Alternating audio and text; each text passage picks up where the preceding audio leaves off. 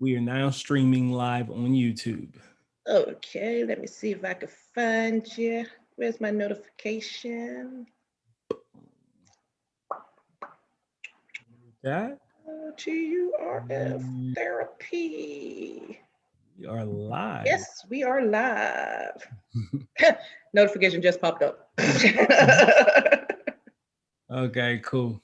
All right. Yep, it just went off on mine too. Yep. Okay, cool. This takes a little time. Yeah, so let's talk to the people that aren't here yet. Maybe they're catching the replay. Oh, Kenny's in the building. What's going on, Kenny? Hello, hello, hello. Matter Kenny. of fact, you know what I need to do so I can really see what's going on? I need to go get my stand so I can put it right there. Okay, yeah, go do that. Go do that. I keep the people company. Go say hello to the people. Yeah. Kenny, my dude, Kenny's in the building. Kenny Cooper Lawn Life. Oh, you switched your name. I like it. Kenny Cooper Lawn Life, because it's just you and your lawn and your life. Hey, I need to go check out Kenny. He is the largest lawn on YouTube, just DIY homeowner for sure. If I've had people ask me multiple times, like, hey, what do I do if I have 2 acres of land? And I usually say, you should probably plant something on the acre and a half. Yes. But if you're not interested in growing any edible foods, or you can even take some tips from Kenny, because he threw in a couple apple trees this year. Really good guy, really cool accent. Mo Bro for sure. One of the OGs that supported me early in YouTube. He actually is the one. He's the reason why I use Kenny. What's the name of that spray? That sheep oil spray that I put underneath my mower that year that you referenced that year. It helps with rust and stuff. But anyway, you get the point. Kenny Cooper, good guy, wholesome, down to earth. Go check him out. Please tell him I sent you if you slide by there and you're interested in maintaining a huge lawn. He said, get a big mower. Yeah, that's a good tip. If you're dealing with a whole bunch of land, get a big mower. But cousin Ann Dale is in the building. Hey, how you doing, cuz? What up, cuz?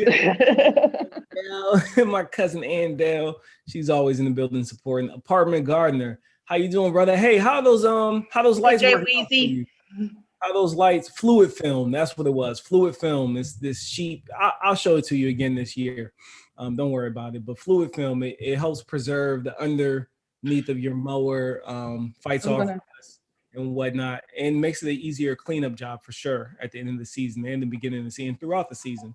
You'll see me put a fresh coat on it at the beginning of my season. What else do we have? Excuse me, my lovely wife, Super Saiyan, is in the building. Thank you, baby. Container Crops, what's going on, Chef? Hey, how you doing? Patricia Roberts, hey, how you doing? Thank you for being here. Pitts, hey, how you doing? You just dropped in to say hello. Thank you for dropping in to say hello. I appreciate you. Don't allow. G Weezy, Hot Turf. What up, G Weezy? I love that name. I love the title. Hey, we love your name, G Weezy. Unicorn Lady. What we got? Happy Saturday, Turf, Miss Craft, and fam. Hello.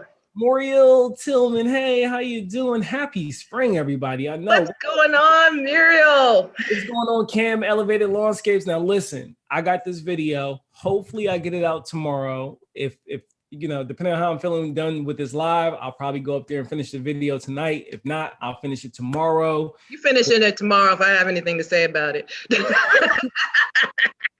I finish that video tomorrow. Y'all have it late tomorrow or first thing on Monday, but I'm showing you a gardener has been born, and his name is Cam from Elevated Lawnscapes, and he's going to do some pretty amazing things out there on his property.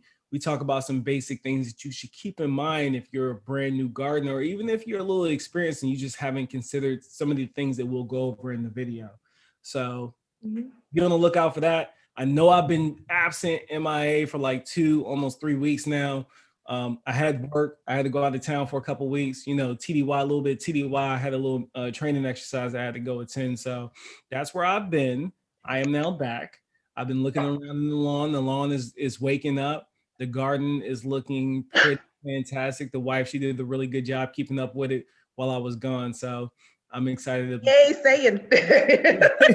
Yay, saying, yeah, give saying a round of applause. Yeah, they awesome. It definitely helped with my problem. To tweak my setup a bit. Thanks for the suggestion. You're very welcome. I'm glad that worked out for you, Hey, brother. Container Crops, I just saw you. How you doing? Yeah, Mona Noel. That's a new name. Hey, Mona, how you doing? Thank you. Hello, Mona. Yeah, you'll send me pics. Okay, cool. Looking forward to the pics. So, family, do you all remember when I was saying, you know, I wanted to learn how to make wine from just raw fruit, and I think was it on your channel or Live's channel, Miss Craft, where we I was think it was ours. It was ours. Uh-huh. Yeah. And Led was like, hey, we're going to teach you how to do, he's going to teach us his apple ginger recipe, right? Mm-hmm. So we did it. That was what, 4 months ago now? Yeah, about 4 months. It was right after Thanksgiving, I think we started it, right? Right after Thanksgiving. Yeah, it was right after Thanksgiving we started it. And I made wine from scratch. You know, it's as much of a scratch as you can get nowadays anyway, which means I went to the store, I bought my fruit, I brought it home, I juiced it, I hit it with a little slight pasteurization. I went through that process, and off of that, I developed a wine. I developed about 2.5 gallons of wine. And then I shared with my friend, Miss Craft, and she shared hers with me. Hers looks way more fancier than mine, but I got the label, and she's got my little bottles that I sent. And I'm excited about opening this. So we're gonna unbottle our wines and kind of review them. And we may or may not have a couple more guests tonight. We're just waiting to see how that buffs out. But yeah, this is the wine that Miss Craft made, and she shared it with me, and I made mine and I shared it with her. So what we thought we would do is unbottle these with you guys today in celebration of spring. As we know, today is the first day of spring. My daffodils are blooming. If you're not excited about the garden, I know you're excited about the lawn. Me personally, I'm excited about both of them. This is my last year here in Maryland. I will be moving probably towards the end of the year. More to come on that. You just got to stay tuned. And then we're also going to be making a pretty huge announcement tonight. So just hang in there with us. Of course, if you have any lawn or garden questions, especially hydroponics on a small scale, ask them tonight. The queen of hydroponics that taught me in small. I'll take Duchess. Queen is too much. I'll take Duchess. The Duchess of hydroponics to me is Miss Craft. That's the one who taught me. You see all those plants back there, up there? That's all because of Miss Craft. I'm loving it. I love what I'm seeing going on back there. she walks me through it. Now I got other things going on, like my Meyer lemon is holding fruit. The fruit is tripled in size, and yeah. So I'm gonna open this up. Yep. I'm gonna read this to you real quick. We got an apple brandy sipping wine from 2020. And I'm gonna read you the description real quick. I didn't give her all this fanciness, so she's gonna show you a bottle. Yeah, I've already opened mine. I'm just waiting. We got apple brandy sipping wine, spicy, warm caramel notes, perfect for sipping. Autumn in a bottle, best served over ice. So I didn't want to dilute this, although by the alcohol content, I'm. It's not going to be as bad as you think. It's not going to be as bad as you think. Maybe I should have, but we're gonna pop this open. So look at this, isn't this nice, y'all? It's just got it nice and full. And then I'm happy that this is a flip top yep. bottle, and we're just gonna pop this open and pour off some, and then we're gonna let it catch some air as we talk. Ooh, that smells good. Ooh, uh-huh. Yeah, you did that. So the color on this, I did that thing when it poured, it was a little, I like that. So yum. Color. Hey, apartment gardener. I'm just going through the chat real quick. Yeah, go for it. Let's see. Renee Hall, hey, how are you doing? I know I'm going to jack your name up, but I'm going to try to say it right. Chris Cote, forgive me if I mess that up. Waiting for my Meyer lemon to kick in. Safeway selling lemons for $1. Whoa, that's a lot for a lemon. You're supposed to get like 2 or 3 for $1. Yeah, $1 each. What kind of lemons are those? Not for real. It's like, where did they get them from? Anyway, well, thank you, Container Crops. I saw that you did put a post that you really want to make some wine later this spring, probably early summer. We're going to try to make some more online. And of course, we're inviting everybody in to get their wine making on, okay? And I see a smile on my friend's face. He didn't even wait to say guava with me. Welcome to spring. Love you, my brother. Welcome to spring. That.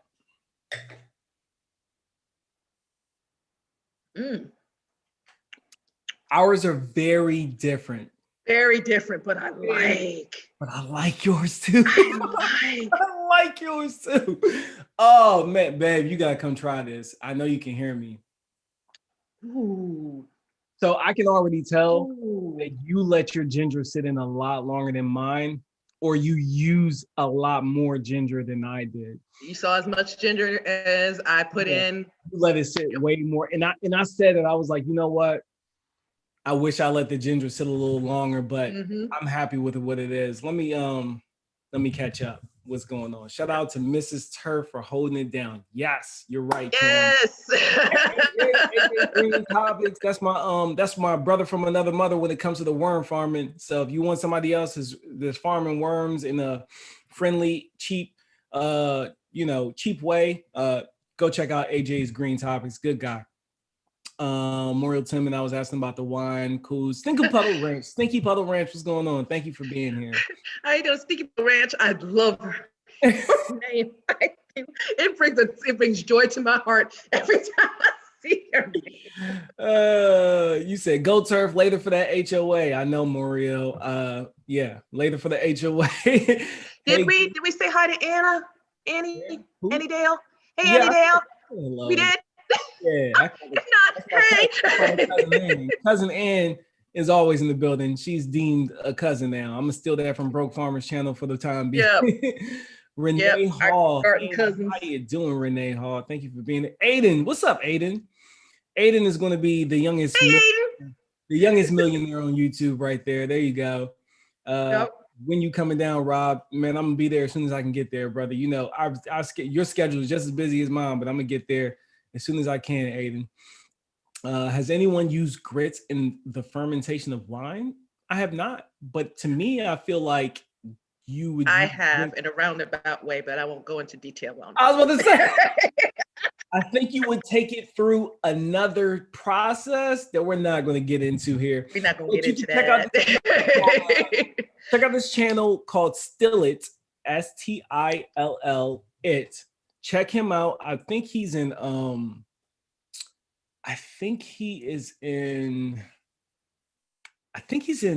Australia. I'm not sure. He's in one of those countries where there's no restrictions on stilling. And nice. Sure he's done that. So nice. Yeah. Chris says y'all make me want to take a sip. Hey, take a sip. Did I just lose my cup? I think I just lost my cup, Miss Crab. Yeah. He took my cup and left with it. I need a new cup. Yeah, Auntie Erin, and what are y'all drinking? We are drinking on some wine that we made last fall. We are just celebrating spring. Today is the official day that you should be out there and getting your hands dirty. Yeah. Okay, so we're just welcoming spring, getting ready to have a good time out there in the garden. Hey, Brooks Farmer 76, what up, cuz? What's up, cuz? So look. So hold on one second. Apartment Gardener said, "Oh, this hurts watching this. I'm at work and I doubt Chef will like me sipping. Another day. I'm fermenting a hard cider right now." Ooh. Oh, slooky now. I like it. So check it out. Like, yes. If this is any indication of how your wine tasted. Wait a minute, hold on. I know. Where'd it go? The wife stole it. So I'm sure She can tell you all about how. Okay, now, Quita, you got to be nice and share. I let her taste it, and she stole the whole glass from me. She was like, "Yeah, let me go ahead and get you a fresh glass." Enjoy, enjoy, enjoy. We pour that off to the side. So that's what we did. We made our I like own. this. I like it too. I like yours. I might like yours more than mine right now because your ginger really came through the way that I wanted mine to come through. See, I heard all that yin yang a couple of weeks ago, talking about how the student was going to outdo the teacher. I just sat back and got quiet. They're completely different though. Now, don't get me wrong. He gave me a run for my money. Gave me a run for my money. But he ain't there yet. I'll take that. That's fine. I'll take that. I haven't tasted the red yet, so. So you want, you taste that red. It's going. So tell me, you want to go first, or do you want me to go first? You go first. Okay. So I'm gonna let y'all know what apples I did in my blend that Miss Craft has on hand and on deck right now when she's tasting. I'm gonna walk you through the whole process, the majority of the process. So I wanted to use an apple that was going to be sweet enough, but yet tangy enough to complement a wine that was going to be able to build flavor profile over the time. So, my favorite apple to eat actually is weird, I know, but it's a Red Delicious. But I didn't think a Red Delicious was going to be good for what I was aiming with. So I had to do a little bit more research on apples to figure out which one to use. So I ended up landing on a Sweetango apple, Sweetango. And this apple was actually produced or cultivated by a university. I don't remember which university it is, but and it's a cross between two different apples. Don't give me the line. I don't remember which ones it is. Somebody in the chat, please Google that. You can let me know which one. I think it was like a Honey Crisp and something else, but so I used Sweetango apples. I got a whole case of these apples. I brought them home. I juiced them in my Bevel blender juicer thing that I got. And then I gave them a light pasteurization to kill off anything that might be still kicking and crawling in there. And then I strained. You're going to have a whole bunch of excess like pulp and just all types of stuff. And I had to scrape that, skim it off, get rid of it, put it to the side. I fed a lot of it to my worms. And then, the other stuff, I just kind of like did away with it, let it go because I didn't want to overdo it with the worm cat, put it in the worm bin. And then I shaved and prepped about 3 tablespoons worth of ginger. And then I put it in the muslin bag and I let it do this initial fermentation that way, along with about a tablespoon of black tea. And I let those ferment through the initial fermentation for about 2 to 3 weeks. And then I took them out when I racked off the first time. And to be honest, I shouldn't have done that. I should have let the ginger and probably tea sit for at least another 3 weeks to really have those flavors come through the way that I wanted to, but I didn't want it to overpower my wine. And this was the first time me doing this. So I didn't have to do that. I took it out much sooner than I think that I should have left it in, only for the flavor profile I was going with. I was happy with what I got at the end, but that is an adjustment I'll be making in the future. And then let me interject right there a little bit. Okay. The tea is for your tannin. See, when you crush grapes, it already has like a natural tannin in it, so you don't have to add it. But other fruits don't. So that's why you add your tea to kind of give it that wine is used for. Okay. So you really don't need to go overboard because then you'll over dry your wine. I think you did spot on with your tea. Okay. But because that really isn't for flavor, it's more for mouthfeel. Right. Okay. Well, then I did the tannin right. That's good to know. So after my first rack, though, after the fermentation of my first rack, that's when I took 1 ounce of French oak chips. That's what you got in your. That's what it is. Okay. Full flavor that you're getting right there. That's what it is. Okay. That's that that light French oak. That sat in there for probably a month. Okay. I let it oak for a good month, and then I racked it off, and I just waited for the clarification process to happen. Yeah. And it still didn't get as clear as I wanted it to, but it's still young. It's still young, and I know if I would have let it sit for another 3 months, it'd have been crystal clean. So that's what I'm saying. I mean, for 4 months, that's not bad at all. Yeah, it's not bad at all. Yeah, I'm happy with it. If I wasn't, you wouldn't have been getting none. So, so let me give you my review. Yeah, let me give you my review. Okay. I can definitely taste the wood in it. Matter of fact, the fact that you did go with the wood, you didn't have to do the tea at all. Because again, that's your tannin right there. Gotcha. But I like the smoke kind of woody taste on it. It's almost barrel like. Matter of fact, it honestly doesn't even taste like apple to me. It tastes like a really rich grape wine. Yes. Which is good. Which is very, very, very, very good. And it's not too sweet. I like that. I like that a lot. I am missing the ginger. Yeah. I am missing the ginger. But other than that, I mean, because it's got a subtle sweetness to it that I really like. This is a very, very nice dry wine. Yeah. Yeah. Very nice. Thank you.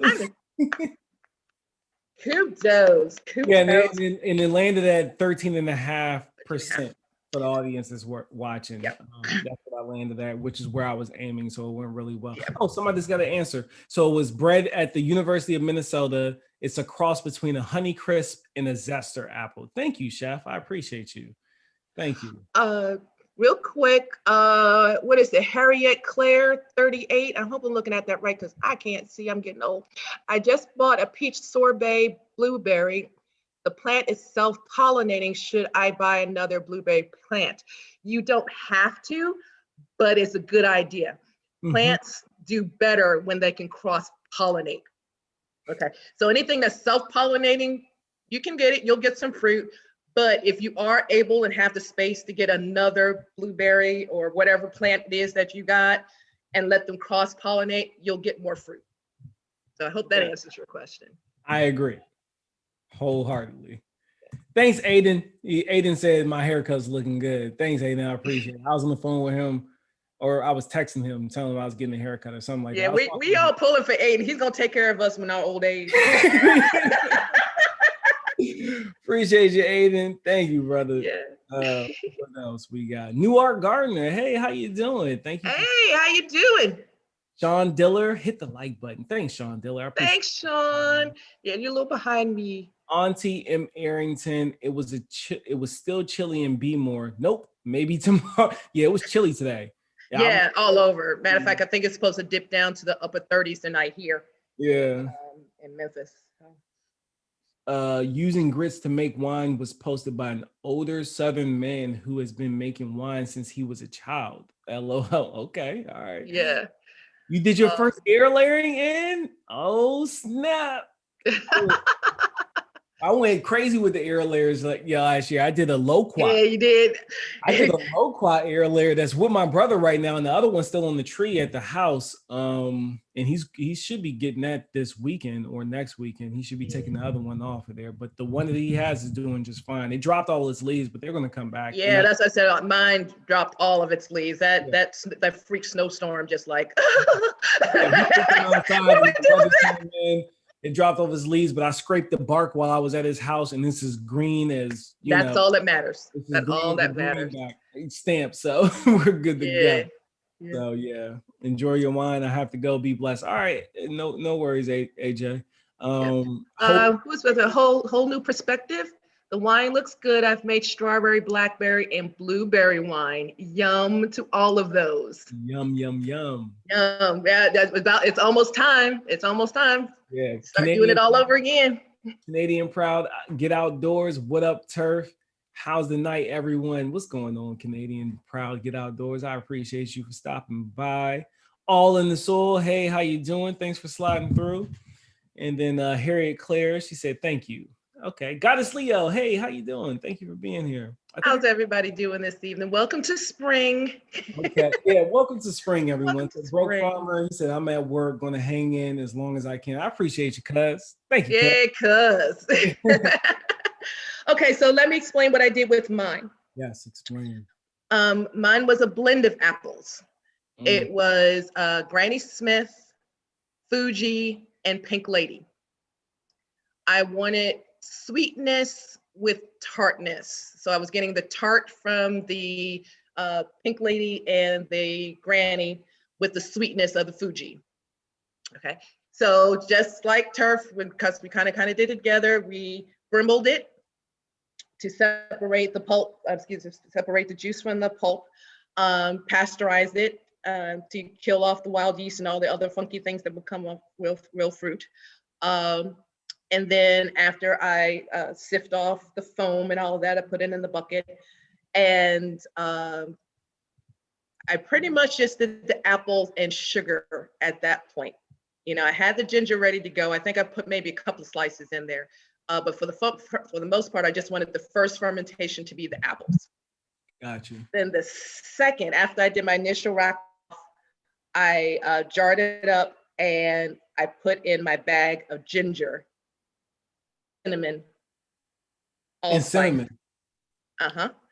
Cinnamon, allspice, and nutmeg. And I let that float in there for a couple of weeks until those notes started coming through.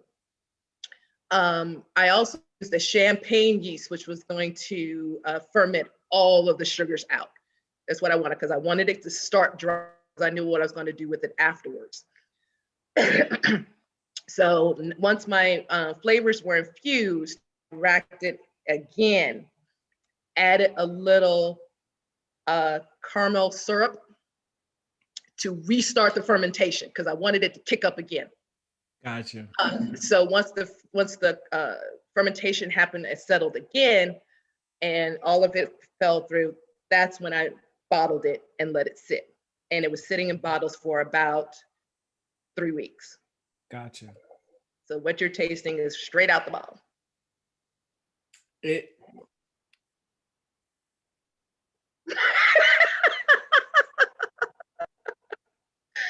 Don't be mad. Don't be mad. Hold on, wait. Because we're not about to act like you just smashed me or something. These are completely different flavor profiles, but play it up, Robert. Come on. I will gracefully bow down and accept the fact that I prefer yours over mine. I do. Just because the flavors are so much more complex. Mm-hmm. And if I had to say, I wish there was more of anything, I wish there was a little bit more tannin in there. Mm-hmm. I was very light on the tannin. Yeah, and the reason why was because I wasn't quite sure what that cinnamon was going to do. The cinnamon did well. I didn't want the spices to kind of overwhelm and you'd be like, yeah. And so I said the way it really sits on the palate in a pleasant way too. Mm-hmm. It's almost like a breath mint, y'all. Like the taste and the smell that I'm getting, I would want to go and get up in somebody's face if we could nowadays. Okay, see, you almost made me spit. Be like, girl, you smell that? Yeah, that's that no caramel. Nice. That's about 4 months of fermentation right there, girl. You taste it. So that's some seduction wine. That's what that is. Wine. Yeah, baby, take a sip of this. It's good. Thank you. You put your whole foot in that. They said EC 1118, Miss Craft, for the champagne yeast. Yes. That's exactly right. I have my notes somewhere for the Sweet Tango. They're not readily available. I don't remember which yeast I use. Okay. But I didn't. I'm sorry. I'll let y'all know at another time. Sounds like an apple pie wine. Yes. Mm-hmm. It's a little bit different from an apple pie, and the reason why is that caramel finish. Yeah, I would. But this is an apple pie that you get from a restaurant that you see a slice goes for $12. If I was going to say this was an apple pie wine, the slice goes for $12 because there's so many. Like I could definitely see you drizzling the glaze of that caramel with the allspice and the cinnamon on type of a, well, you don't need the cinnamon because the cinnamon should be baked into the pie. Allspice and the caramel drizzled on top, like some caramel spiked with a little bit of allspice drizzled on top of the apple wine. Yes. Thank you. Now you make me blush. Thank you. Yes. You did this. Let's see. Goddess Leo says, now I'm going to get my wine. Good. Yes, please. Everybody, go get something to sip on. This is a party. We are welcome in spring. We are not supposed to be here drinking alone. So guava, everybody, get something to sip on. Right. Okay. Let's see. Hey, Broke, love your channel. Oh, to Broke Farmer. Yes, Broke Farmer. You the man. Love your channel. Love your channel. Turf, you taking the eval of the flavor profile to a whole nother level. Hey, let's see. Container Crop says, how long does the whole wine process take roughly? Okay, let me break it down real quick. Your initial fermentation, that means your yeast, waking your yeast up and getting it going and turning the sugars into alcohol, usually goes somewhere between 7 to 14 days, depending on the yeast that you use.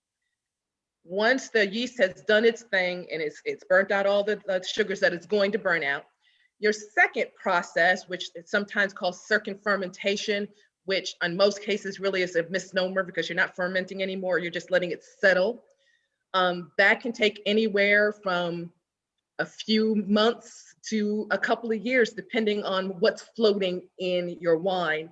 For example, our wines are about 4 months old and they're just now starting to clear up. I mean, they're clear, but they're not that crystal clear that you see your wines on in the store. That can take about, 8 months to a year for that to be complete. Then you have other wines where it's going to take even longer. I actually have a tomato wine in there that I use V8 with. I'll never do that again, but you got to experiment, figure out what's going on. And that sucker still is not clear. I mean, it's clearing. I can tell it's clearing, but it's not clear. It's going to have to sit there for a good long while. But it's not until your wine is clear that you can call it done. But it's not until, maybe a week or two into your second level fermentation where you can call it drinkable. So if you just want something to drink, I'm going to say a month. If you really want something more refined and you're doing your art, I'm saying 6 months to a year. I hope that answers your question. Right. And shameless plug, if you just want something to drink, you can go check out the Welch's the Wine video. Oh, yes. Yeah. The wife, the wife, be careful though, because the wife lost a whole weekend to that wine. So I'm just warned. That's my warning. About that bread yeast. Yeah, that bread yeast. Because to me, it makes me think that that's what that Mad Dog 2020 is made out of. They're using bread yeast. They're not using real wine yeast. And that bread yeast will lay you down. Look, it will lay you down. Those wine making parties are fun, especially when it gets to the tasting. I know, right? Because y'all watch me get drunk the first time. I was not prepared for that. It like slapped in the face. I was not. That was funny. And then I like Turf, you need to slow down. Yeah, man. It hit me hard. I didn't expect that. Yeah, because you're thinking you're making it at home, and you're like, it's not gonna do what the store ones up. We put that store wine to sleep. Okay, you need to learn this ASAP, Chef. Chef, we got you. We got plenty of videos out, but we will be doing it again. We'll do another wine series here in the near future. I don't know what we're gonna do it on yet. Maybe we can base off of some like late spring or summer flavors or something like that. Yeah. Well, one thing I do owe some folks. A lot of people are asking me about making wine with frozen fruit. Yeah, we haven't done that. Yeah. So yep. And I'm almost out of my blackberry wine. So yeah, it's about time for me to do that. So boom. We will be doing the frozen wine video. Right. So frozen fruit wine. Can you use Welch's and champagne yeast? Of course can is going to be much drier if you're okay with Yes. that. And you want to leave, you're going to probably want to, I don't remember how many ounces of fluid that I told you to pour off, but you're probably going to want to pour off like an extra 4 ounces, because I'm going to assume that champagne yeast, does the champagne yeast do a lot of bubbling action, Miss It Craft, or depends does on it? it depends on which one you get. The Okay. EC really doesn't, No, it just but I doesn't. think the Red Star does. Okay. So just keep in mind that you might want to give yourself some extra headspace. Yeah. Let me explain something about the champagne yeast. A lot of people see the champagne yeast and say, "Oh yeah, I'm going to get 18%." You know, the art of wine is not getting the alcohol content up. The art of wine is getting your flavor profiles to come out. Okay. Yes. So depending on what your ending goal is, will dictate the yeast you should use. Don't worry about alcohol content. Just leave that alone. Yeah. Go for flavor. Right. Go for flavor. Okay. So if you're going to be using a champagne yeast, in the back of your mind, you should be saying, I want a dry finish. Okay. Because that's exactly what a champagne yeast is going to do. It's going to eat up every ounce of sugar and still leave yeast behind. Yes. Because it's not going to get enough.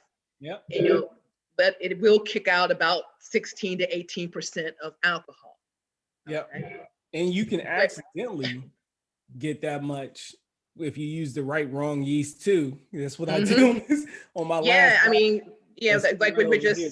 yeah, like we were just saying, yeast is a living organism. So just because it says something on the packet doesn't mean that's what it's going to do. Right. Okay. So it's more of a feel good of where you should end up Yes. on your finished product. But most easy drinking table wines sit you somewhere between 11 and 13%. That's the sweet spot. Yeah. Anything over that, you're like, you really should know what you're doing as far as building your flavor profiles. And that's just my 2 cents. That's my 2 cents on that. But yeah, this one, that you should is 13%. Yeah. It's 13 and a half. 13 and a half. And you're right, this 17% I feel like will sneak up on me. That's why I said sipping wine. Sip that. Sip this Sip wine. that. Yeah, so when you're looking for your yeast, again, this comes into making wine, making a hobby or craft of your own. You're going to try different yeasts and see what you do. Matter of fact, a great thing to do is take your basic recipe, which is some grape juice, and use the same grape juice and use different yeasts, and then figure out, once it's all fermented out, taste it and see what fits your taste profile. And then that's the yeast you stick with, for everything else you do. Okay. Right. So we got three good questions that popped in. Okay. Container crop. She said, will the champagne yeast make you have a sparkling wine? Yes. Now, but elaborate on that a little bit for them. Yeah. Yes. It will not instantly sparkle. Okay. What makes wine sparkle is the second fermentation. And what that is, let me just kind of repeat what I said about champagne wine. When you do your initial fermentation on your champagne yeast, it's going to eat every ounce of sugar that you put there. Okay. So it's going to be very, very dry, but your yeast will not be dead because the alcohol content isn't high enough to kill the yeast off, which is what you want with champagne, because you want a second fermentation to happen in the bottle. And basically all the fermentation is the yeast eating the sugar and belching out the alcohol and carbon dioxide. On your initial fermentation, you don't want that carbon dioxide in there. You want it to be flat. Yeah. But with a champagne, you want to capture that carbon dioxide. That's your bubbles. Okay. But it takes a while for that to happen. So you go through your initial fermentation. On your second fermentation, you're going to bottle the wine, put a little sugar to give the live yeast something to work on, and the bottle cap on it is going to capture those carbon bubbles. And it's going to take about a year for that to happen naturally, okay, within that bottle. you have to be careful. I know I'm going a little deep now, but you're going to have to be careful with the bottle you use. You cannot use regular bottles because they will explode on you. You have to use bottles that can take the pressure. Exactly. So like the bottle that I gave Robert wine in, any kind of flip top would work because those are meant to hold carbon dioxide. And regular champagne bottles, which you put your, your cork bottle on and twist it down, and that will hold the carbon dioxide in as well. Yes. Okay, but it is a long process. It really does have to sit. Now, there are commercial ways around that. If you have a soda stream, you can put some bubbles in there that way. But but for real sparkling wine, I forgot, sparkling wine is what we can make here. You need patience. You need patience for that. So the next question is, hope that answered your question. I hope that does, yes. Whole New Perspective says, what yeast should you use if you don't want your wine to be dry?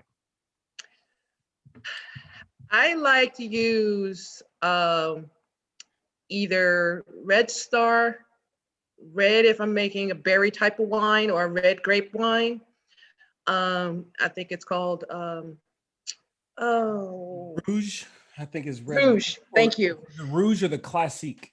Classique would be for your whiter, lighter fruits like pears, white grape, anything like that. So those are the two that I like to use if I'm not trying to dry my wines out. They don't ferment as well, quote unquote, going to ferment as well. So you're going to have some residual sugars left in there. Another option, if I may add, please, is when you have your hydrometer and you do it to the extent that we were doing it. Yes. You can stop the process. Absolutely. By using a sulfate and sulfite. So as you're racking off and you're taking your measurements with your hydrometer, once you get it to the level that you want it, as far as the alcohol content and the sugar is balanced well. So what you could literally do is add more sugar than you know that you need, and then stop the fermentation process a week or two early. This does create you having to be more attentive and checking on the wine a little bit more frequently. But in the end, when you stop it with your sulfates, you add your potassium, you add your potassium sorbate. My goodness. You add your potassium sorbate and kill the yeasting process. That will allow you to have a higher sugar content because the yeast didn't eat up all the sugar. And you can do that with champagne yeast as well. If you wanted to, for whatever reason, you can introduce your potassium sorbate that will kill the productivity of that yeast. And then you're left with a sweeter wine. So multiple ways of doing that. Exactly. Sure. Like a lot of the kits and things like that, add in those chemicals and things like that to help you stop your wine and kill you. I won't say kill your yeast, but inhibit your yeast. And but you have to. Here's my caveat for using those things: drink your wine sooner. Do that kind of thing if you want to drink your wine. If you're looking to build a wine that you're going to sit in your cellar, closet, basement, wherever you into age, you don't want to do that because they don't last. At some point, they're going to fail and your yeast will could possibly kick up again, depending on how much sugars are left in your wine, and it can blow your bottles. Yep. Okay. So if you're looking at you're gonna make this wine and it's going to be drank within a month or two, have at it. But if you're looking to really age your wine and just have it back there, and then on some special occasion bring it out, let it go naturally. Yeah, I completely agree for sure. We got another question. Goddess Leo, she says, "Oh, you must not have been here earlier, Goddess Leo." But she says, "But can you back sweeten champagne yeast?" Yes, you can. She covered that. Now, are you asking about back sweetening champagne yeast, or are you back sweetening champagne? There's a little bit of a difference. So if you can clarify which one you're talking about, I'll matter of fact, I can just speak to both and then call it a day. If you want to back sweeten a dry wine, what you would do is degas it first.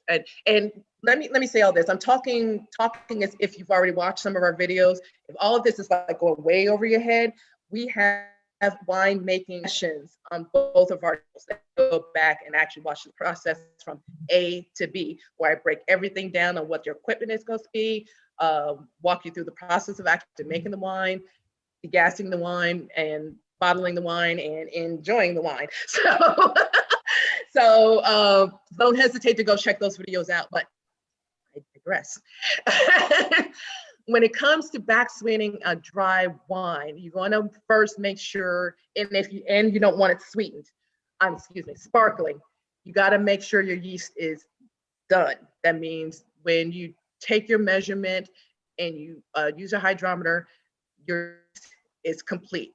You got 3 readings in a row where your alcohol content remained the same. That means your yeast is done.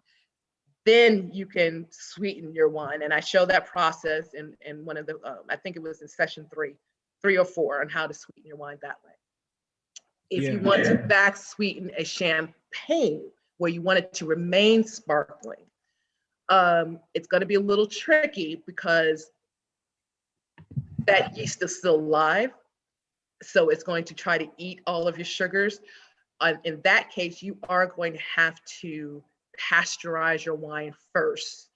So you got your wine where you want it, you got your bubbles the way you want it, you're going to pasteurize your wine, then back sweeten it, then bottle it. This way, whatever active yeast is still in there, it'll be gone and won't reactivate, if you will, and bust your wine. You don't want that. So I hope that makes sense. It made sense to me, so I would imagine it made sense to her as well. Yay.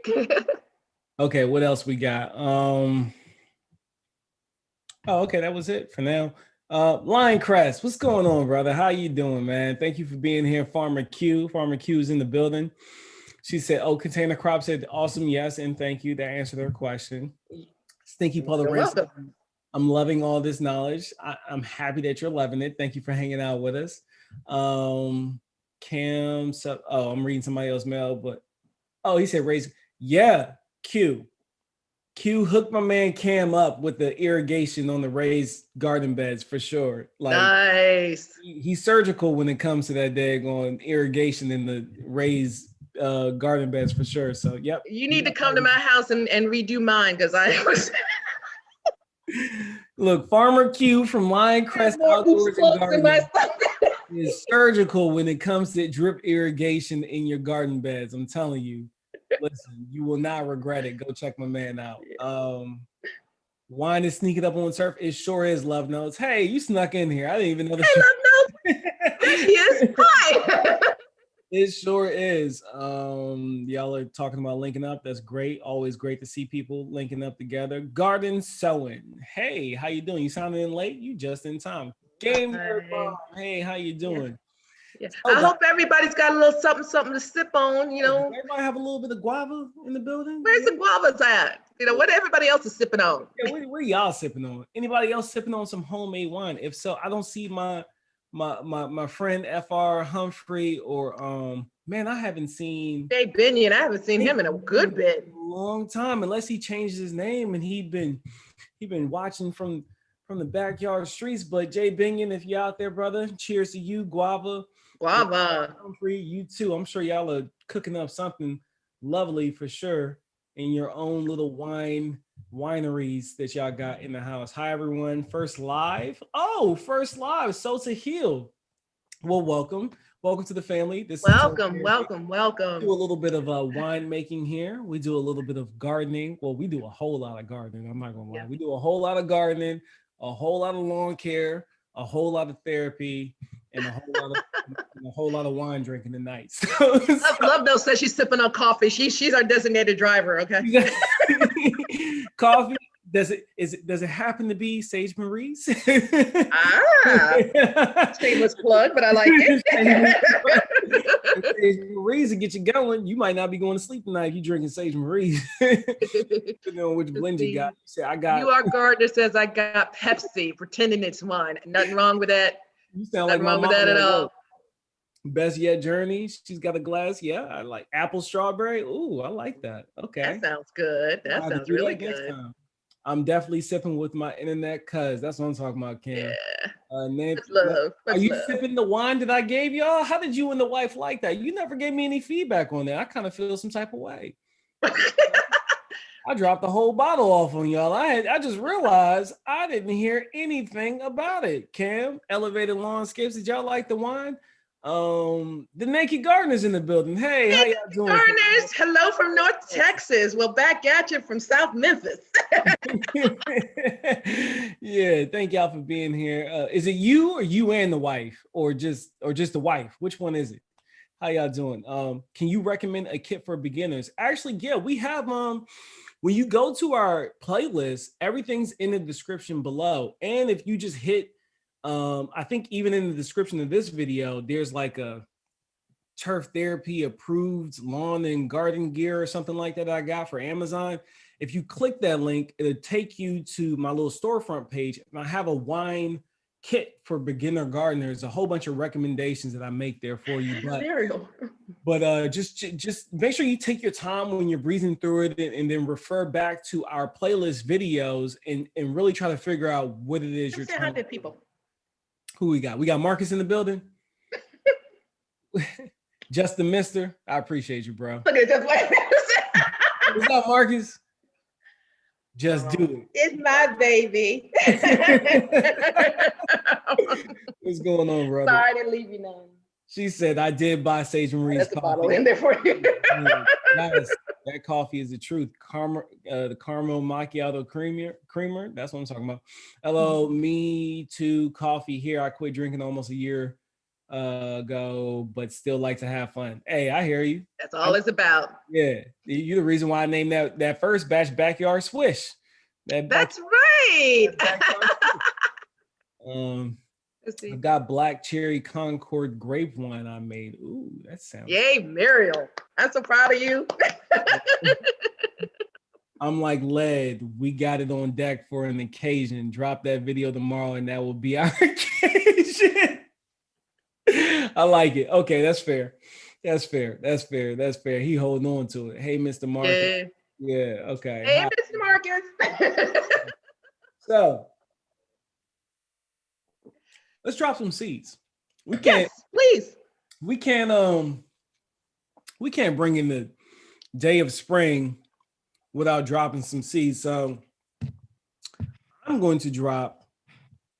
You nailed that Sage Marie commercial. Yes, he did.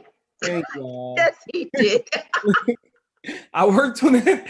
Listen, I started with like 17 minutes of footage, and then I trimmed it down to 1 minute. And I worked on that video for 3 weeks before I released it.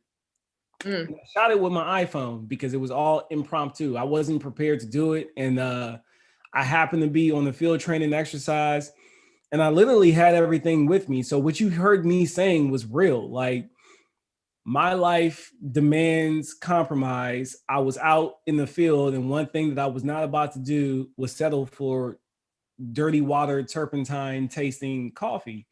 So I go through the extra steps of packing whole beans to crack out there to get me going and keep me going while I'm in the field. And even down to like, people was like, oh, you sleep with socks on? You do when you're in the old World War II barracks. Okay, because the barracks is cold, man. It's like 65 degrees. It's just warm enough to keep you alive. So the hat on my head was a dual purpose. It kept my head warm, and then I was able to pull it down because I was on like these reverse hour shifts working at night. So I would pull the hat down to block the sun. And then, yes, I had on socks because it was cold. So I literally woke up, went, brushed my teeth, wiped my face off, and then I recorded that video because I literally kind of like had a dream about it. And then woke up and did it. So I shot that on my iPhone. I was completely unprepared to do it, but I'm glad it turned out all right. It turned out awesome because I was like, I'm kind of half awake when I saw the announcement come on, and I'm like, Turf Derby dropped the video. I was like, okay, let me see what he's talking about. This is a commercial. I was like, wait a minute, when did you get prime time? I literally had to look at my phone. I was like, this is YouTube, isn't it? Is this TV? Am I watching TV right now? It was that good. It was really, Yeah. really awesome. Yeah. Anyway, so what are you dropping tonight? I'm dropping some of these, y'all. Some lemon cucumber seeds from Burpee. So that's what we're doing. Yep. That's And what we're doing over here. I am going to drop the zinnia. Zinnia? And of course, I got to give honor to one of my favorite artists. Ooh, Prince. look at that Prince. Prince in the Drop building. my Prince. Purple rain. Purple. Oh, let me stop before they cut the video. I ain't got the money. Nobody rolling. Purple rain. Purple rain. Yeah. If I can pull it off, I want this to be the only purple thing in my garden. That would be so hot. That would be dope. That would be dope. I'm gonna have way more than just that. So what I got right here is a little peekaboo cup. Y'all can't see it, I don't think. No, it's not on screen. So this is my little peekaboo cup. You know, that's a coined phrase by, y'all know him, Lead Farmer 73. And then I'm just gonna, I got 3 seeds here. Y'all can you see them? Yeah, you can. So I'm dropping 3 seeds in this one cup. And we'll see what survives. I'm only probably gonna keep 1 or 2 plants. I'm gonna show y'all how I make my own trellis system using bamboo stakes. Nice. Season. I was going to do it last season. I got too busy and I couldn't circle back to do it. Yeah. So we're just going to plant them in there for spring. You know, drop some seeds. And if you're at home, I'm going to use a little peat pellet here. Ooh, okay. So I'm going to make a nice little hole in there, and I'm going to drop 2 seeds. It's from one of our favorite people. Who that? Back Baker's Creek, so it should germinate pretty well, but I'm going to put 2 just in case. Okay. You so know, mine was already pretty moist. I'm just going to dampen the top. Like this was already moist, as you can see, nice and dark. So now I'm just going to spray the top. My little Zep container. Do a nice little soaking. Zep spray bottle. That's it. And and my peat pellet is very, very moist, so I'm not going to add any more water to it, but I do have it buried, buried pretty good in there. So I got 2 seeds in there. Yeah. And bless it. And wait for it to pop over. So happy spring, everybody. You're in there. Spring. Well, Love Note said turf is toasty. You know, I'm feeling good right now. So hey, it's okay. It's Saturday. I ain't got nothing to do tomorrow. Well, I do got stuff to do tomorrow, but I ain't got to go to work. So there you go. There you go. I just snuck some zinnias in our garden today. Man, I got some zinnias that my wife, the seeds that I dropped for my zinnias are actually seeds that my wife kept or saved. She saved them. Oh, okay. So cool. She gave them their own little names. She renamed them to whatever she was feeling in the moment. So I have an idea what color they are, but we'll figure out what they actually are when they when they start blooming. So that's cool. You said, wow, I never seen that turf. I know, right? Those are super cool. These lemon cucumbers, like, they're supposed to be a cross between like a melon and a cucumber. So I'm looking forward to it. And lemon, who doesn't like lemon? It was good turf. Thank you guys. I appreciate it. I'm glad y'all enjoyed that. Muriel said, I dropped lettuce and beets and chard. You're ahead of me. Good girl. Way ahead of me. We dropped beets. I got lettuce growing. That's my lettuce right there, growing in hydroponics.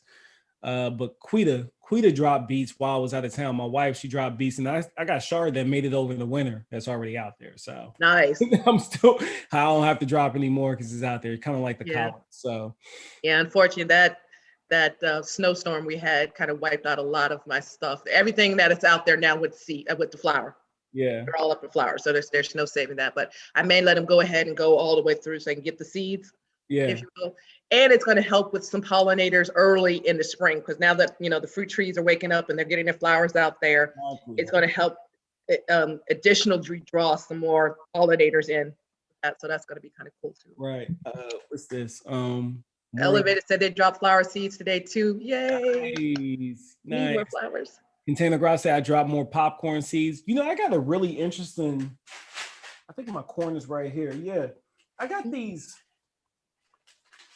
Hey, Container, what zone are you in? That's kind of early for popcorn.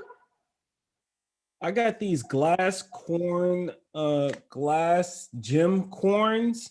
I've seen pictures of those. I know the real thing will probably not look like that, but they are beautiful. So I'm looking forward to growing those. I also have some popcorn strawberry seeds. I have some of those, yeah. All right, and then these are the coolest, right? Because blue is my favorite color, if y'all didn't know. So hoppy turquoise. So I got some blue popcorn corn. Popcorn corn. Blue popcorn corn. Yeah. Happy first day of spring, everyone. I cut my toilet paper roll into starter pods. Yes, that's very cool. I like it. First time peekaboo cups 1 week, and they are 6 inches tall already. So I dropped some more today. I love popcorn. Okay. Canadian Proud said, I said I wasn't going to buy anything from the Dollar Tree store anymore, but my wife came home with a couple of strawberry kits. So I planted them today and put them on the grill. Like, lovely. Can never have enough strawberries. And the wife and I, we actually, I won't call it prune. What did we do? You know how we cleaned up? Yeah. We did a strawberry patch cleanup today, so that was cool. We cleaned up all the dead plants and the vines, the runners that had spreaded to make a new plant. We cleaned all that stuff up today, so I'm hoping I get some fruit this year. Baker Creek seeds definitely have a high germination rate. Turpin, Baker Creek onion are balling out compared to my first. Nice, bro. Nice. I did get some onion seeds from them, but I had already planted some out, so that's going to be my next fall round. So it's good to know that they actually germinate really well. So thank you for that. Yeah. I winter sowed African daisies. I did those last year. Those are, you're going to enjoy them. Snapdragons, I did those this year. I'm doing it right now. Cosmos, I did Cosmos. Roselle, I did that. Hibiscus, just another type of hibiscus. I did those as well. Look at, we growing a whole bunch. You in my house? So here. You over here? Oh my! I didn't think they would do well because I do have some African daisies too. I was about to drop those. I didn't know that you can winter, try them out over the winter. So we're going to give that a try next year. Yeah. So when I planted mine, I'm pretty sure I direct sowed them. Right. Yeah, that's how I did mine. Yeah, and they came up and they rocked out all summer. Yeah. Cool. Yeah, they rocked out all summer.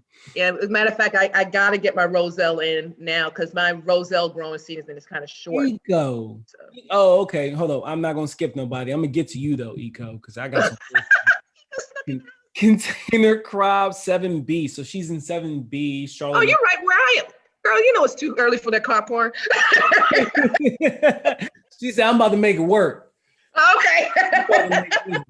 She said, no more frost. We done. She said, y'all done. So yeah, we're about done. I think tonight, like I said, the low is supposed to be about 37, and it's just uphill from here.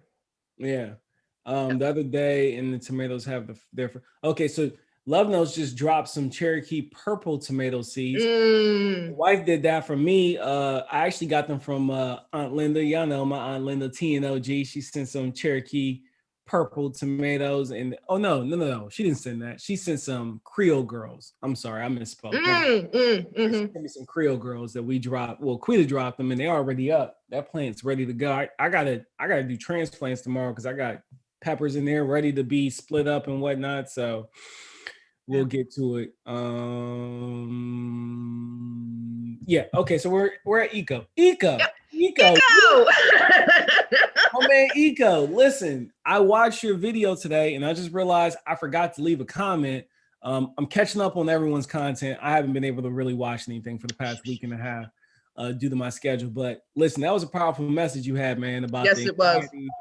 Dealing with anxiety, using the gardening as your thing. You know, that's right up my alley, brother. So kudos for you for stepping out there, allowing yourself to be vulnerable and share that story with others so they can relate. I'm just, powerful message. I love the video. And it's really cool what you were talking about as far as having a quiet place to sit in your garden. It should not all be all about work. You're absolutely right. And I literally, the funny thing about it is that I literally made a sitting place in my garden when you put that video up, because I said, I like, all this beauty around, I should be able to sit down there and especially now that I'm going to put a lot more flowers out there for the pollinators and for the beauty of it all. I'm not going to be able to sit out here and inhale and just, be, just be. And I need a place to sit my big butt when I do that. So yes, absolutely on point message. I loved every bit of it. So thank you. That was wonderful. Yeah. Harriet Claire, she said, what did you do with the strawberry runners? So the runners had already took from the previous season. So what I did was I just cut the excess vines that they no longer needed because the plant was established. So since the plant was established, my logic was they no longer need that mother umbilical cord. Correct. And I just wanted to clear out the space because the plant was established. Now, when it first shoots one off to get established, of course, you don't want to cut that right away because it's like cutting the infant from the mother at early birth. So they overwintered, they established. So I just went in there and I cleared out all that excess space, all those excess runners running out. But during the growing season, you can take those runners and make new plants and separate them and make new beds or give them to people or sell them to people, whatever you want to do with them. So right now, strawberries are very, very prolific, but they don't live a long time. What I mean by that, they are perennials, but the mother plant will stop producing as well once it hits 2 years of age. That's why it sends out all those runners, because it wants to live, So don't be too quick to give away your runners and stuff like that, because you are going to have to replace your older plants eventually. Yeah. And I did see this really cool trick that I want to try. I wish I could remember his name on YouTube, but he is also a hydroponic kind of dude. And what he did was, once the plant got some roots on it, the runner baby got a couple of roots on it, he snipped the umbilical cord. Yeah, take another sip. Oh, no, pour that up. Umbilical cord close to the mother plant. And then he actually put the runner, the cord, into hydroponic water. And put the baby plant in a pot. Okay. And it worked. That is cool. Like, that is cool. This way you can clear out your bed, start off little plants that if you wanted to sell or something like that without killing them. Yeah. But I thought that was really, really cool. I said, I'm going to try that. I got to try that. Yeah, and then another dude, instead of letting them plant in the ground, just as the baby plant started to get little nubs, like it was just starting to root off, he took one of those little, when you get cut roses, the little water reserves that they put them in, the little green tubes. He stuck one in there. He had some hydroponic water in there, and he stuck it in there and let it root that way. And then snipped it off. And I was like, we're some ingenious people when it comes down to gardening. We want to, right? Oh my goodness. I said, how made me think about that? So yeah, what I want to do, I want to try that way with the rose containers with my my Maypop passion fruit vine, because for some reason it just does not want to catch when I plant them in dirt. Once I actually cut it off of the vine, they just die. So I'm thinking what I would do is, while it's still on the vine on my wall, I'll set them up with those little roses, little rose containers, and let them root that way, then clip them off and see if I can plant them that way. Yeah, I like it. Yeah, we learn from each other. That's how we do. That's how we do. So what's this? In Zone 8A, you can start African daisies in December? That's cool. I believe that. Oh, okay. That is in Zone 8A, you can do everything. Yeah. And that's a shame. I'm only a few literally a few miles Right. from 8-8. It's The whole game amazing would change for you. and it's amazing what a few miles will do. Yeah, It's Chef said, crazy. Container Crop said her popcorn is still inside. She got space. Oh, okay. Love Note says she had to cut down her roselle. It grew like 7 feet tall. It was like a tree. Yeah, I'm planning on keeping that thing hacked all the way down. I can see how big that plant can get. I'm not gonna let it get that big. Although I will be putting it in the container that will allow it to get that big, unless I need it for shade or something. I'm not gonna let it that big. Because it will, and not only that, but it will spread. It'll spread out. So I mean, if you're not looking to make it like a hedge, if you're not looking to make it a hedge, you need to go ahead and keep it in a container. Yeah, for sure. Eco, yep, same connect, brother. Send it off. I got some coming your way too, Eco. Y'all gonna love it. Yeah, you and Eco there. What it do? That's my favorite saying. What it do? Harriet Claire, thank you. I'm growing strawberries in a container and want to start in another container. Can I start strawberry runners in water? Yes. There you go. Ms. Kraft just said yes. You don't need a lot of water. Pretty much like what I just described. You get yourself like a little, you want just the tip of it to touch the water and it'll root out. Boom. You can actually grow strawberries hydroponically. Yeah. Now there's certain varieties that prefer water over some that don't. For example, like the honey-eyed, I think that's how it's pronounced. They love hydroponics. Okay. But the Albion, they get a little weird with it. Seascapes, they love hydroponics. I have not tried Moire de Bois or Quinault yet. I think Quinault will probably like it, but I think some of those softer strawberries, like the ones that are closer to their original version of the fruit, if you will, they don't really like it. Those firmer strawberries, the kind that they would sell it throughout the stores, so because it lasts longer, those actually don't mind being in hydroponic. Matter of fact, a lot of those store varieties are grown hydroponically, which is probably why they don't have a lot of. Now, there's something to be said about dirt. It does give me some flavor. I got the Alpines. No, not the Alpines. I have Scarlets, Virginia Scarlets. Yes, that's the ones I have. Yeah, I have some pine berries out there, some Quinaults. I'm about to plant some Moire de Bois. I got some honey-eyed in here. That I think I may move outside. And what's the ones that are over here? Shoot. Shuckins? Begins with an S. Shurkins. Something like that. Though I have some of those that I got different varieties all over the place.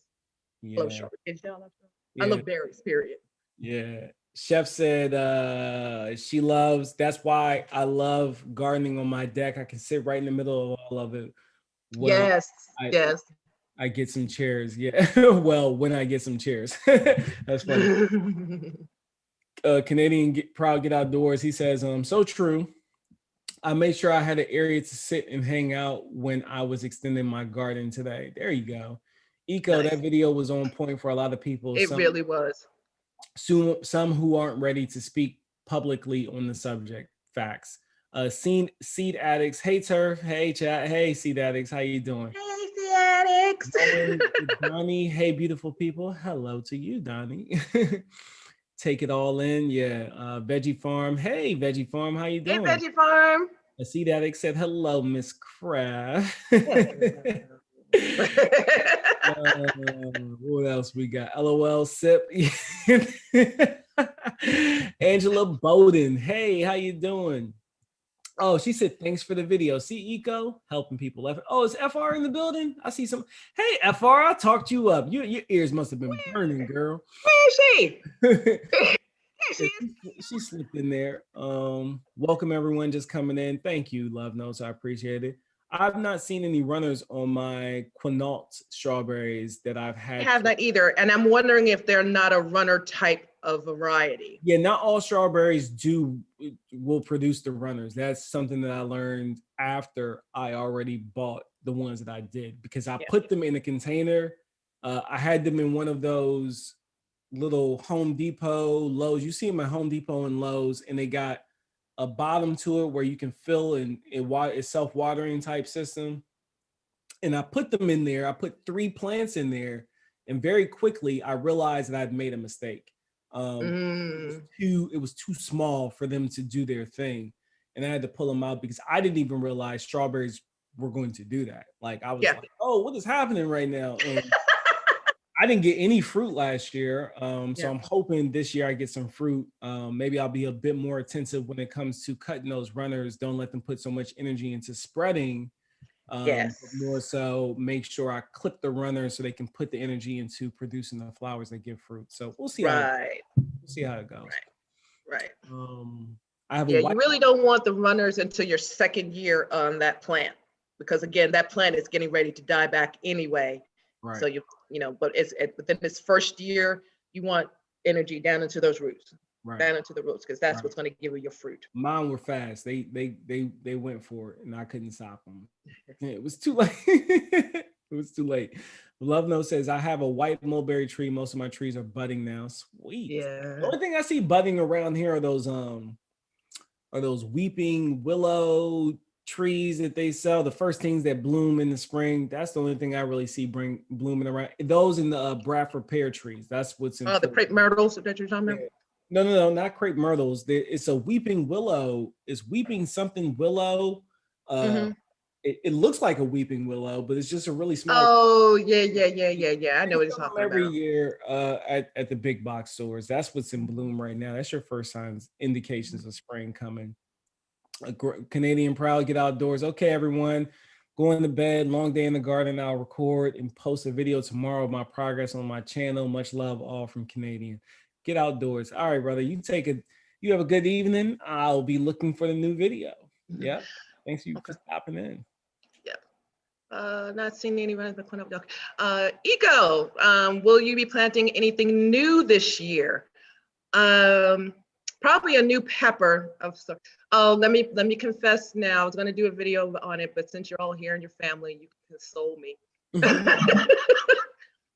Peter Pepper did not make it. No. He started off really, really well, and he was in my greenhouse, and he was starting to bud out, and all of that was getting new leaves. And then I got hit with that snow, and I couldn't get into my greenhouse, and the heaters were on full blast, and it dried out just about anything it was pointing at. And it dried out my poor little pepper. I was so hurt. I was hoping that the roots were still good, but I had cut it back so much, there was really nothing for it to really give it a second life. Dang. So, Peter gone, y'all. Peter go. R.I.P. Peter. Peter go, but that's all right. We're gonna put some more Peters out there. R.I.P. Peter. I'm sorry for you. Dang, brother. So as far as anything new, we're just gonna kick some different type of peppers out there, but you gotta stay true to your originals. So a lot of cherry tomatoes are gonna be out there, a couple of cucumbers, lots of peppers, because I want to make some hot sauce this year. Oh, I am going to be doing more slicer type tomatoes because I want to make wine from them. So I need a bunch of tomatoes. So that's going to be new for me. I usually just do cherries because that's what I like. But so there you go. Big tomatoes. That's what she's dropping. Big tomatoes. Big tomatoes. How about you? You trying anything new out there? Yeah, what you got cooking up over there? Eco neighbor. Kind of citrus. You've been graphing. Jamie the accountant. Just missed you, Rob. Sorry. Hey, you're here. You're here. You said you're gonna catch the replay. I appreciate that. But you here right now, so let's just have a good time. We are relaxing. It's Saturday night. Only thing missing is some background music.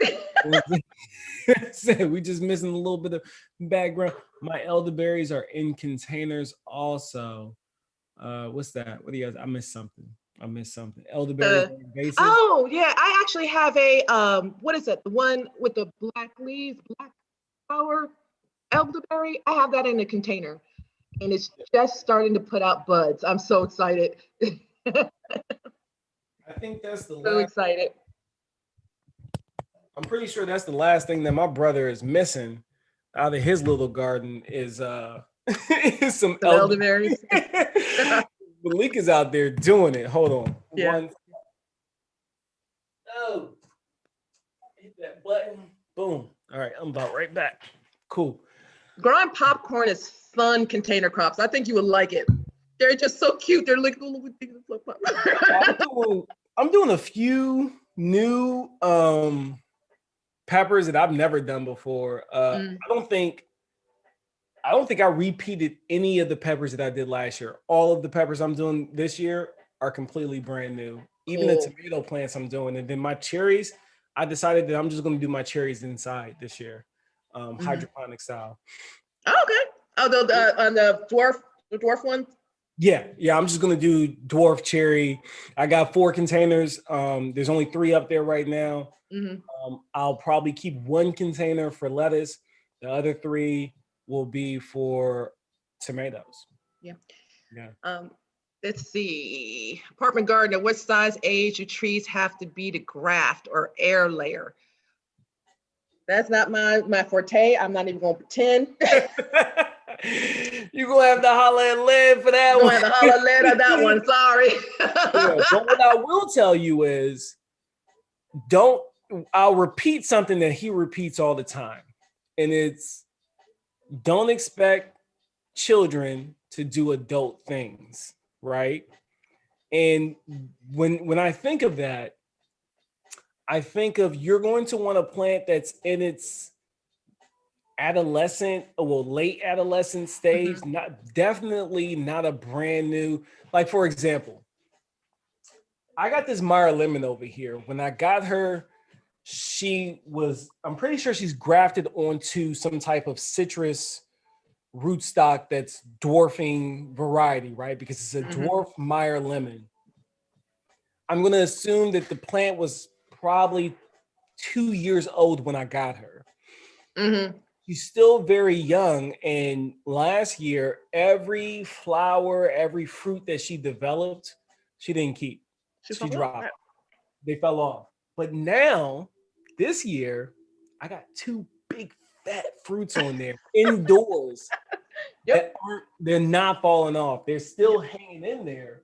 So to me, it's letting me know that she might be ready. Yeah. Now, is this the year that I want to try to start doing cuttings or grafts?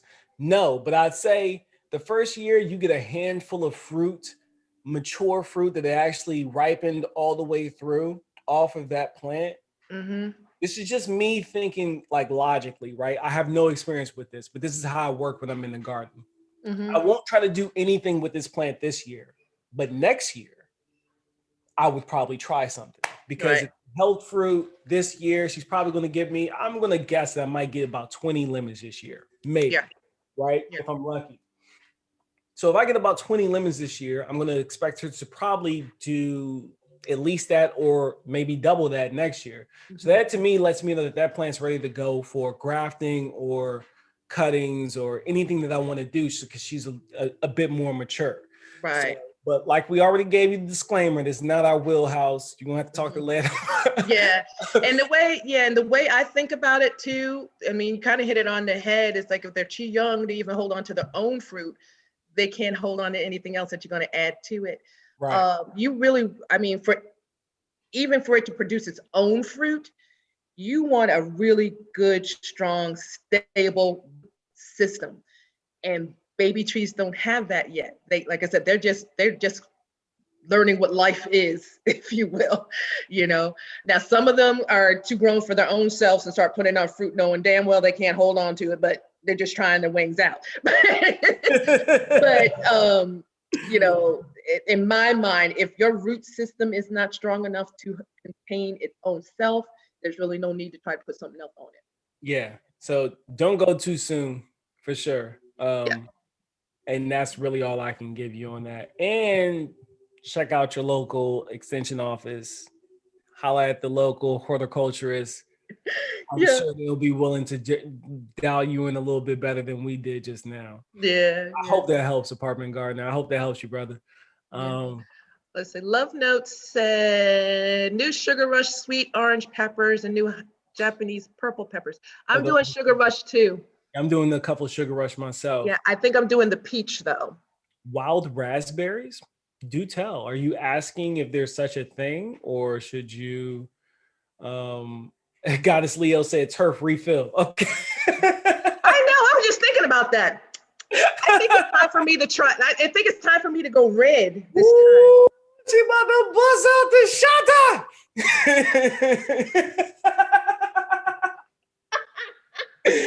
That's the shata. What's that? Okay, let's see what this high dollar grape tastes like. Yeah. Is that a Chico right there? Is that what that is? Oh, you want more? There you go. It's right there. It's right there. Okay, so what I'm gonna grab, so she's pouring out the Amarone style wine that I made. It's very young. Be easy on me. You need to get air in there. Forgot. Gotta do it like that when you're doing the red. I'm about to tap this Ripasso that's over here in the corner. You can't see it, it's off screen. Okay. He's been talking this up for a while, so I'm excited. So excited to taste this. So let's get a little. So I got a little bit. Get some air. So I got this. I need to do it on the table because it's too cold. That I probably poured too much of, but y'all gonna hang in there with me for sure. And then Miss Craft has the Amarone. Who said raspberry? Who was in my head? Because that's what I'm smelling here. Raspberry. No, they said Jamie the accountant said wild raspberry. So I don't know. Did you add something else to that, Jamie the accountant? Lawn is easy feed, water mow. Yeah, lawn is super easy. It doesn't have to be complicated. I make it complicated because I have fun with it. I can't. Eco said I'm trying some different varieties of tomatoes, larger varieties. Yeah, we're on the same boat. Yeah. There's this one I have, and I hope it comes. It's called a pineapple tomato, and it's a big old orange. It's almost like rainbow colored, and I'm kind of excited for that just to see it because it looks so pretty, So that's going to be one of the new ones. That Ripasso is popping. Yeah. Grew containers, growing containers 10A. Ooh, that's a beautiful zone. Yeah. Okra for the first time. Hey, okra's good. I'll be growing okra for the first time. Really? I am. I'm not an okra eater, but everybody said you need to grow your own. Grow your own and then try it again. Try it raw. They said take them off very young and try them young. So good. Did you say you? If I don't like it, I'm coming at you. Matter of fact, I'll just send them to you. Okay. Never says, as gardeners, we must be patient. Gardening is not a marathon. Absolutely. Miss Craft, are you going to grow your tomatoes in pots or hydroponic? Like my friend over here, my brother from another mother, I'm going to be growing some dwarf tomatoes inside. But I think my bigger tomatoes are going to be in the ground. Yeah. Up there. I do have a hydroponic bucket. My only hesitation is mosquitoes are really bad here. And I don't know, even with the dunks, it would make a difference to keep them down. I don't know. I may get brave and try some out there, some of the bigger ones, but we'll see. But to answer your questions, big tomatoes are going to be outside in some dirt, and my little bitty miniature ones are going to be inside in the hydroponics. So I'm starting to get little buds, getting my little fruit on the ones we started the other month. So they started to catch up. Right. Yeah, I'm doing. Who is this? Goddess Leo. I did to put my okra. Oh, that is awesome, Turf. Thank you, Stinky Puddle Ranch. She said I did put my okra. Hold on. Yeah.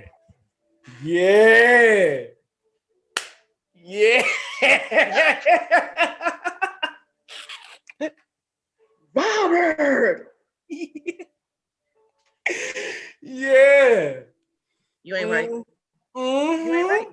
You ain't right. You want to know why you ain't right? Because I can't buy this. You ain't right. Yes. Oh what? Yes. We'll hit that thing one more time.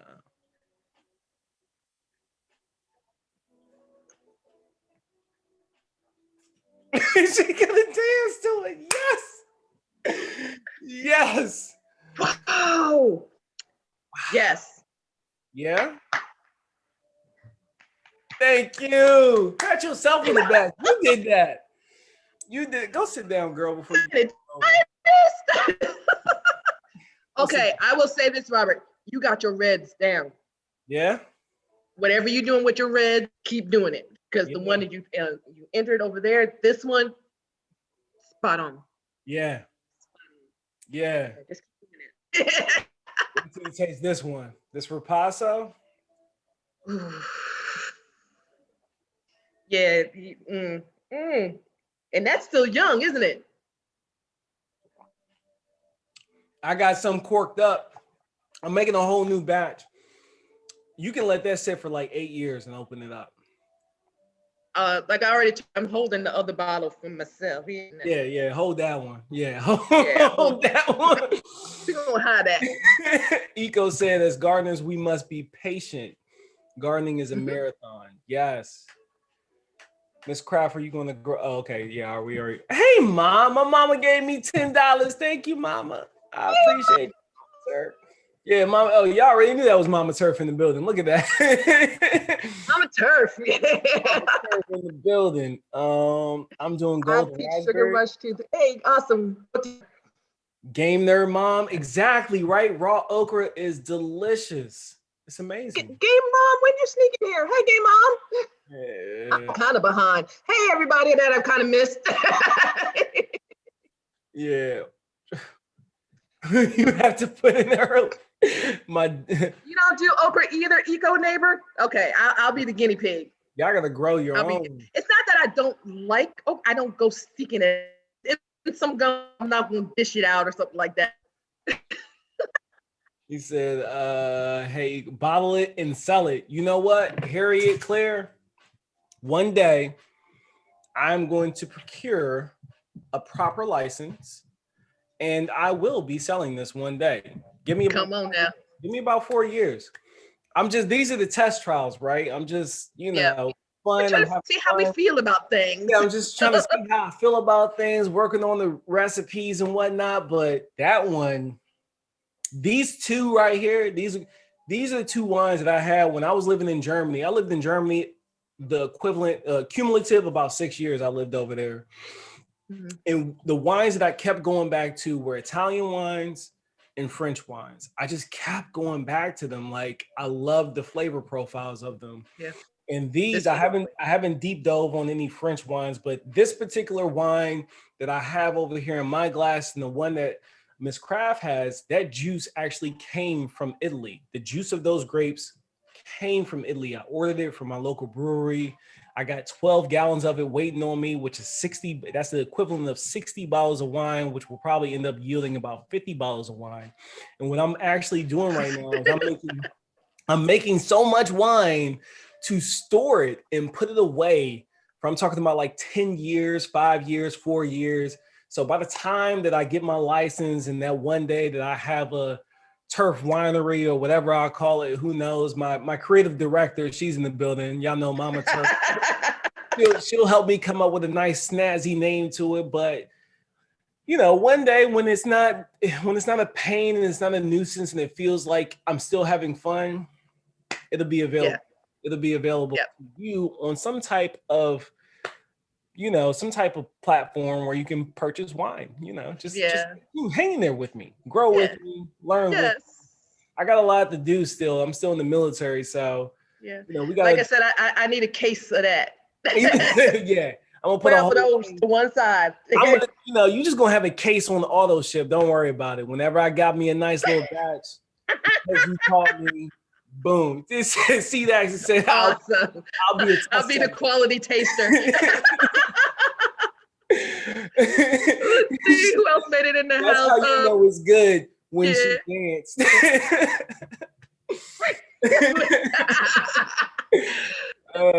stop. Hey, Pit stop. How you doing? You didn't mention much of anything. We just sit back back having a good time.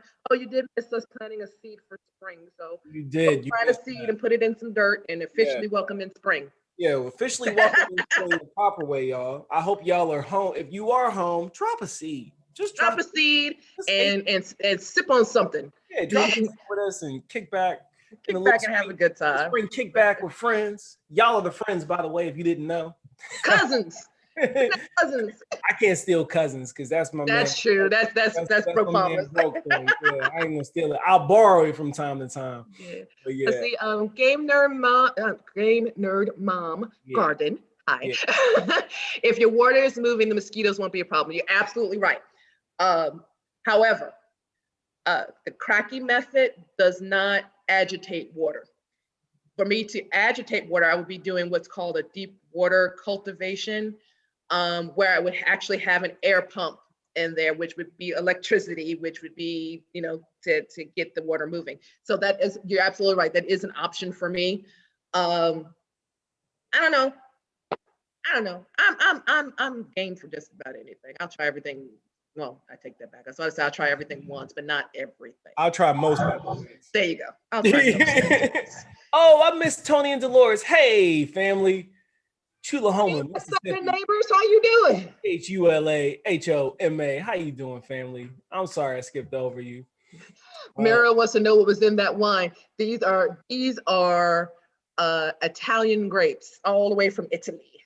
All the way from Italy is where they came from. And then with a little sprinkle of turf magic. A little turf magic, dibble dabble. We have created Amadon. An Amadon, a nice, delightful, beautiful Amarone blend. This is lovely. I did send another wine. It was I did send another wine. It was a gift to Super Saiyan. It was the first time me making rice wine. Yeah, that was. How was it?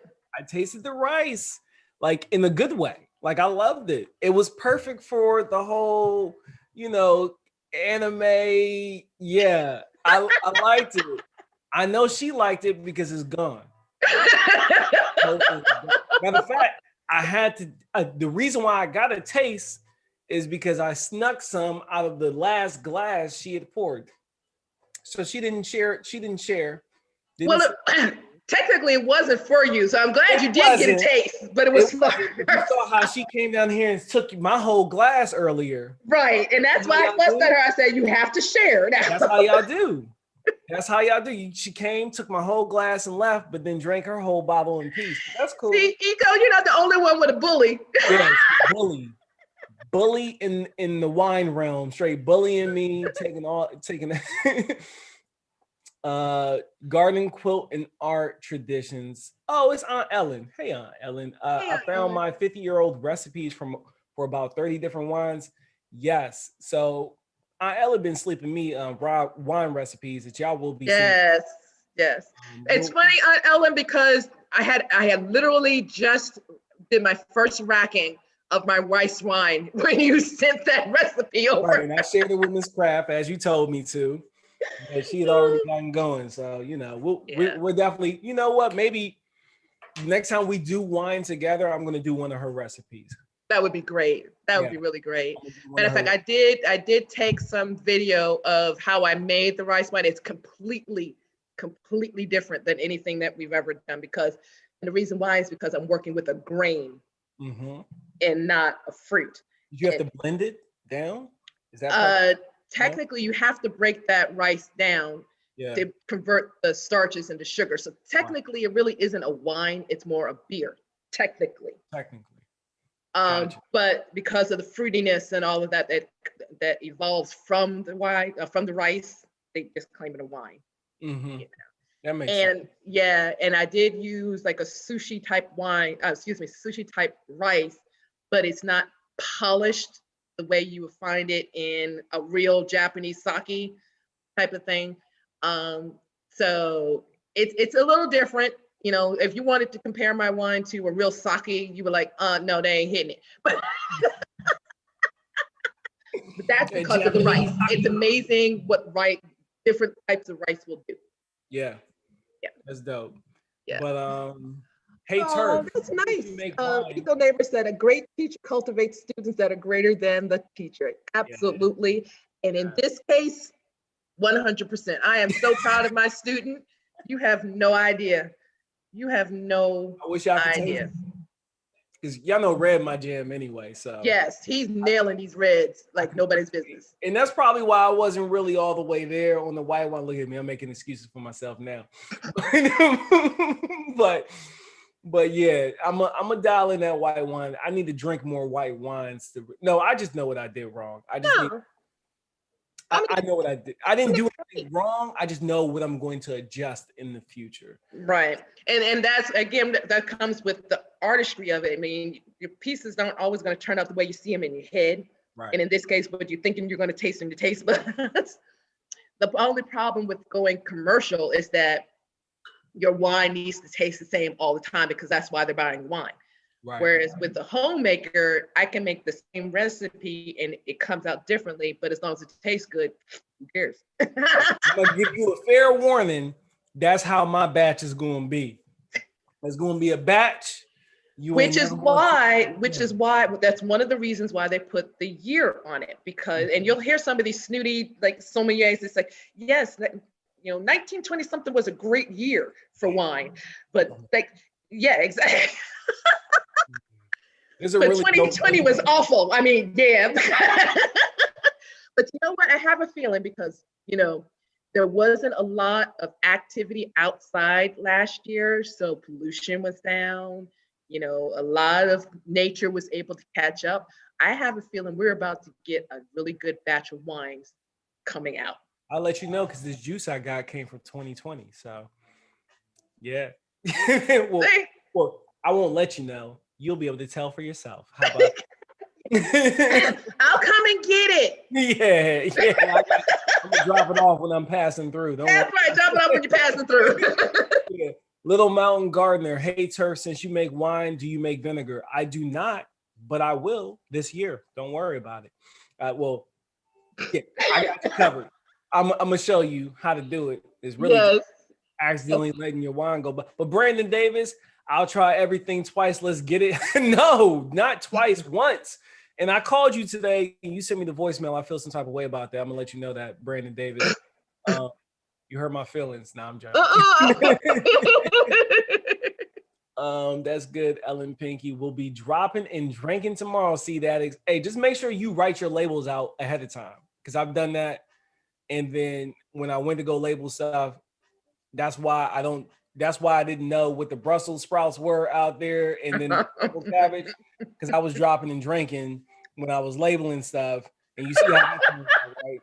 I don't even know what the purple cabbage was. I don't think I had any out there at all. I think they were all Brussels, to be honest. So just be careful. Pre-label stuff ahead of time when you're doing it.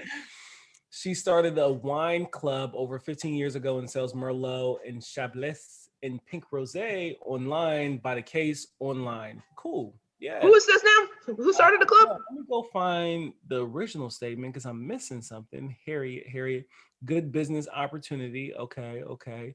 Bottle it and sell it. I don't know. She didn't. Oh, Harriet Claire. My friend started a winery and is bottling the wine this weekend. Cool. Send me that link. Yes, please share. Drop the link right here. One of my moderators will approve it. Drop that link for your friend. We love to support her. Absolutely. And we love to support. If you can go to her website, drop the link in, and moderators, if you be so kind, if it flags it, go ahead and approve that for us, please. And if I remember, I will. And if you email it to me, I will add it to the description of this video. Yep. And I'm going to do that without even trying the wine. So I hope it's not terrible. No, I'm joking. Speaking of sites, what do you think? Yes. So we have a special announcement for you guys, the ones who have hung around for us. How long we been on here for? 103 minutes. Wow, that went way long. Fast. That went fast. So thank you for hanging out with us, guys. And hey, Lady Cheryl, what you doing up? Hey, Lady Cheryl's here. She is in the house. Hello. Dropping in to show us some love. Mwah, mwah. I got your email, and I really wish I I just wish you would have sold it to me first, just like you said. And then on top of that, I wish I could have helped you. I wish I could have been a better help helping you figure that out.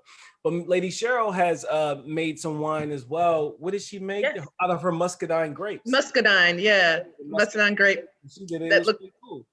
It was yeah. pretty cool. But now we're shifting gears, right? Yes, we're shifting gears.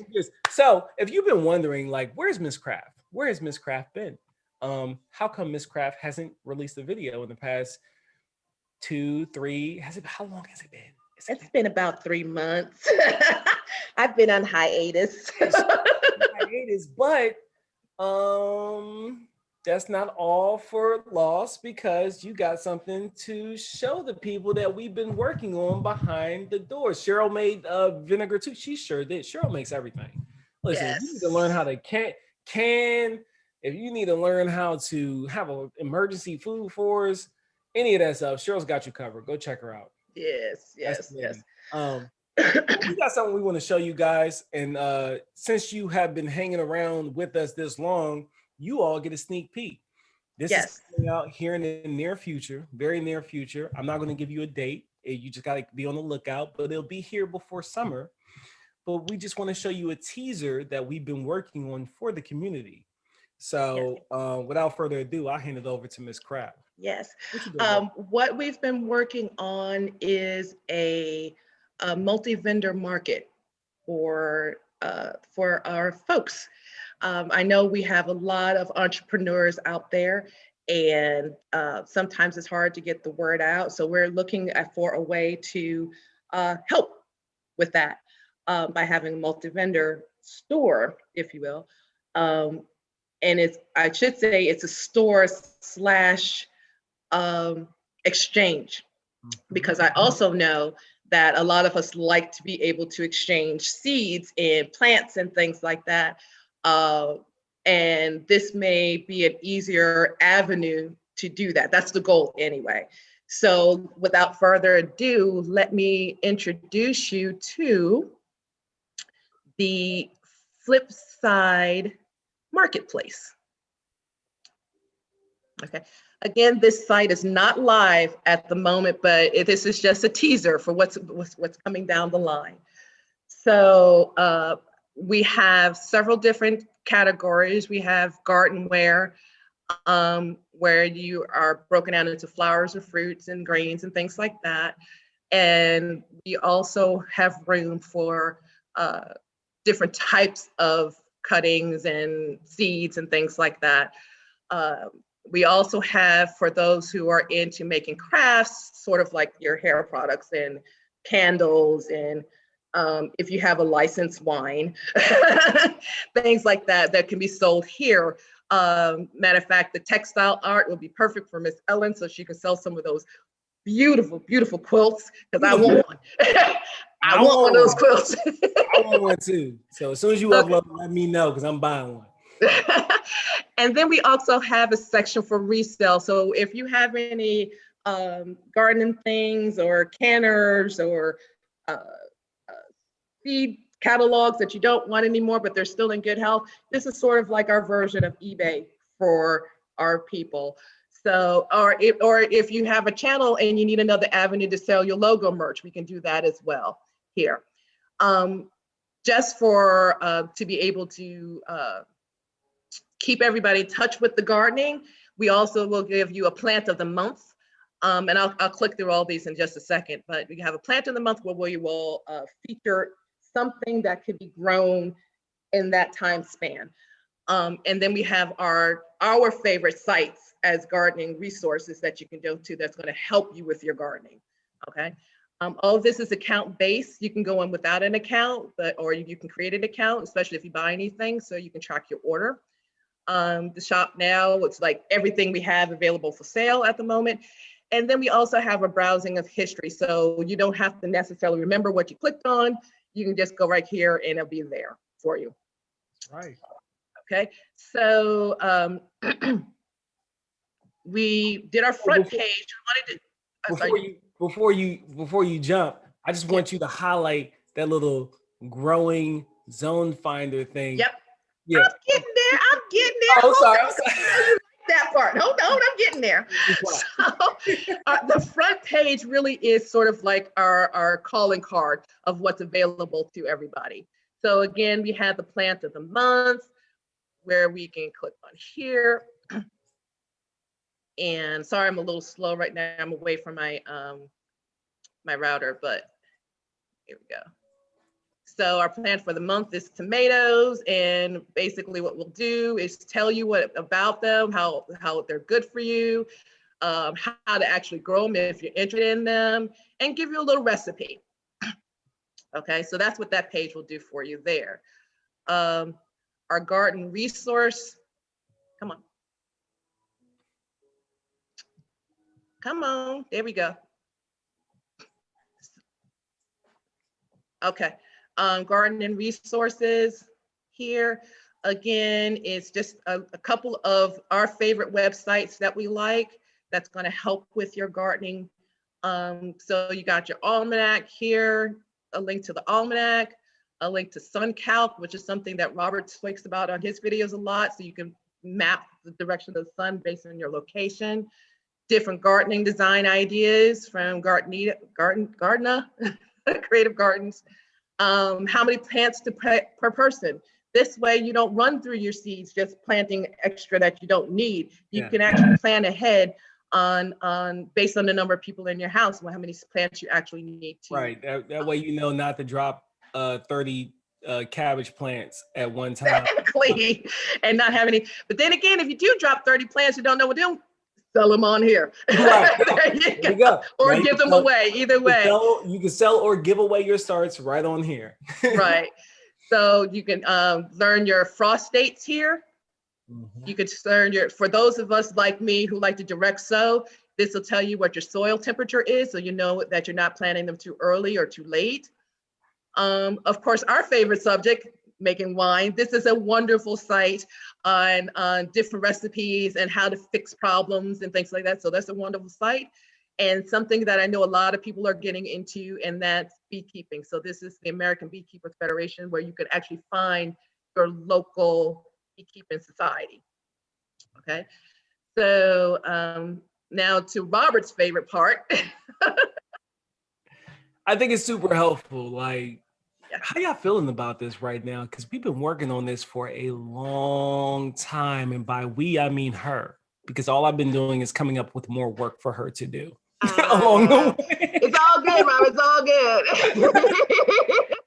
I look at it and be like, "Hey, no, we need to change this." That's oh, a Beautiful Nest TV is in the building. Hey, Beautiful Nest. Hi. Like hands down, some of the best soap out there. What? I've been. It's one of those type of soaps that you can't wait to get rid of it so you can get some more. Right. And I'm in the I want to get some more phase right now, because she been slow rolling this on this restock over there on the Royal Bath Soap and Company. Go ahead and listen. If y'all have not checked out this, y'all leave my friend alone. She busy. While you queuing up the next one, I'm gonna go ahead and drop the link for a Beautiful Nest TV's. Okay. Just amazing. So oh my goodness. Just to keep going, we do have a Grow in Your Zone Finder, your growing zone finder, because one of the first things we ask people, what's your growing zone?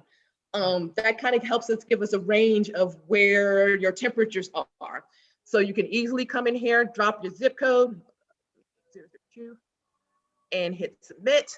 And there's your growing zone. Not only does it give you your growing zone, it's going to give you a temperature. Right now it's giving you latitude and longitude. I'm going to change that to give you your first and last frost state. So it's going to be even more informational for you there. So like I said, it's not ready for prime time, but you can get a glimpse of where we're going with this. Yes. Okay. So down into the marketplace in and of itself, again, we have a garden shop where all your seeds and garden accessories will be. And it looks like this. Did I hit it? Yeah, I did. Come on. I don't want to use up all the soap. Can't wait to use this.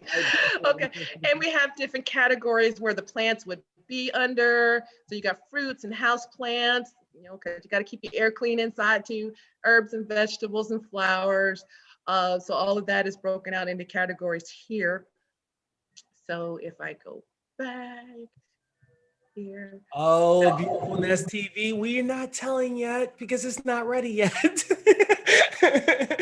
Yeah, so we will be going live again for the rollout. The official launch rollout, it will most likely be unannounced. We will do it very similar to what we're doing right now, and we'll just launch it. We'll let you know, hey, the site is live. You guys can Yeah. go in there and do what you do. It should handle the initial the rush of traffic that goes through it. Just bear with us. But when are we launching? We are launching no later than summer. But Yes. It'll be ready to imagine go by it will, summer. it will be out before then. We just don't want to give it a date because we want things to be But I will say this, if you are interested in actually opening a store on here or wanted to give away products on here, hit either Turf or I up and we can get you rolling yeah. before the actual launch. So you actually be ready to go to start getting your sales if you want to do If that. you're Okay. interested in not just sales too. So if you're interested Not just sales. Yeah. just starting a catalog for the seed exchange portion, because we will have an area to where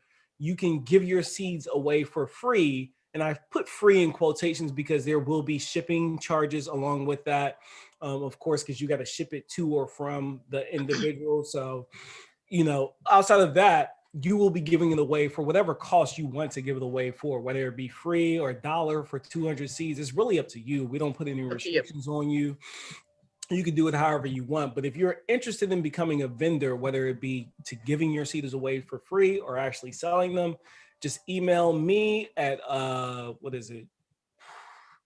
It's in my description. I don't remember which one because I got 3 different emails. Or email Miss Craft at misscraft1234@yahoo.com. And they'll put that in the blame it on the wine. Yeah. Just check my description in my about section of my YouTube channel. Email it there. I don't want to give you the wrong email. Email it there and I'll take care of you, or email Miss Craft like she just said. Yeah. And we'll get you hooked up when we start accepting vendors about a week or 2 before we actually let it go live, so you can have your store built and ready to go. Aside from that, like Lady Cheryl, she's in the building. She does a lot of hair products. Like she does, I think it was the hair milk that I got from her. It's an amazing product. I really like it. It's really good for like when my hair is dry and then I just want to refresh it real quick. So I'll throw the hair milk in there and it'll give a lot of moisturizer. It's almost like, y'all know pink lotion? Yes. So it's like pink lotion, but it's good for your hair because pink Yeah. lotion will dry your hair out, make it crack Yeah. and break, and it's just not good for it long term. But that hair milk kind of reminded me of pink lotion. So of course, go check out Lady Cheryl, and hopefully she opens up a little vendor store and slides some stuff on here as well. We'll see. Yeah, because we cover everything from our jewelry makers, the people who want to like put their jewelry out there, anybody that wants to sell jams and jellies. We'll go into more details on what food products can have to be sold, because there are some laws that have to be taken into place, but there is a place for it. So Ms. Cheryl, your vinegar, go right there. If you're interested in doing all of our artists, anybody that's free with the art and paint who wants to sell them that way. Any textile arts, again, Miss Ellen, that's where your books will go. I'm hiring everybody. And if you're interested, and a beautiful Nest TV, there's your soap right there. If you want to slide in some special additions to the site, special additions, there you go. we would love to have you over here on the site. Anybody, the site is only going to be what we make it. This is our community. This is our channel. This is our website. This is our platform. We can make this whatever we want it, and we're open to updates and ideas. And I just want to go back to the babe. I can hear you. I can't hear her though. What's she saying? It was like 3 different things going on at the same time. But to circle back to the food products, if you want to get a jump, if you have no idea where to start, whether or not you're allowed to or can you sell a certain food preserve on our site, look into your local state's cottage. I believe they're called cottage laws. Yes. Look into the cottage laws and see what your state's restrictions are, because that's the standard we're going to hold you to within the site. So exactly. Urban there saying, you're good to do this. So as long as you follow the requirements of your state when it comes to selling things on a cottage law type thing. So usually your preserves and your honeys and things that are minimally processed are good to go by law. So you can sell it on there. Just make sure you check. So dig into the Yep. college laws and we got you. Right. And we will have a link in our seller policy on here to all of that for you. So you don't have to think outside the box, but we'll let you know everything you'll need to know if you want to sell on the site. We also allowed highlighted products. So if there's something in your store that you want to sell and you want to sell it at a discount, and you want to get it, some front page publicity, we have a room for it there. Mm-hmm. Okay. Someone asked the question, do you have to have multiple products? Absolutely not. If you want to sell one thing, you're more than welcome to. You don't have to sell it, you don't have to have a full catalog. Okay. And you don't have to have inventory. What I mean by that, if you have 20 plants that you want to sell, when the 20's out, the 20's out. It really is one of those type of things. This is one of those type of sites where, like you said, it's our site. This is our way to have one place to communicate with each other. Right. And you just said it, proper labeling. So most of those college laws, the main thing that they harp on when you read them is that you properly label. Yes. We need to know exactly what was in it. Right. So you have to properly label that product, and it's up to you as the seller to do that, or you will be held accountable by the law, not by exactly. Us, exactly. We are just the mall. Once we go into your store, you are responsible for what comes out of it. Now we will, put some preempts on there. There are certain things that we will not allow on the site. For example, we will not sell ammunition. I'm probably going to get pinged on this. As much as we would like to sell the nice, pretty, green 5-leaf flower, we will not do that until exactly, not until the president says it's okay to do that. Thank you, Eco. Appreciate you, brother. Rob Palmy 357 at turftherapy.net. That's who you email. Thank you. If you could drop Ms. Craft's email in there too, that'd be wonderful. Yeah. Let's see. So now to the really cool part that we were working on, and that's the actual exchange. Yes. And this is what really sparked everything. This is where it started. And then we made it. Yeah. A lot of people, they're like, hey, do you have such and such? And they'll send out a broadcast email, hopefully to get a hit. Or people are like, hey, you'll send me your email and I'll send you some seeds, and they get inundated with emails. Well, we were thinking, what if we had a centralized place for that?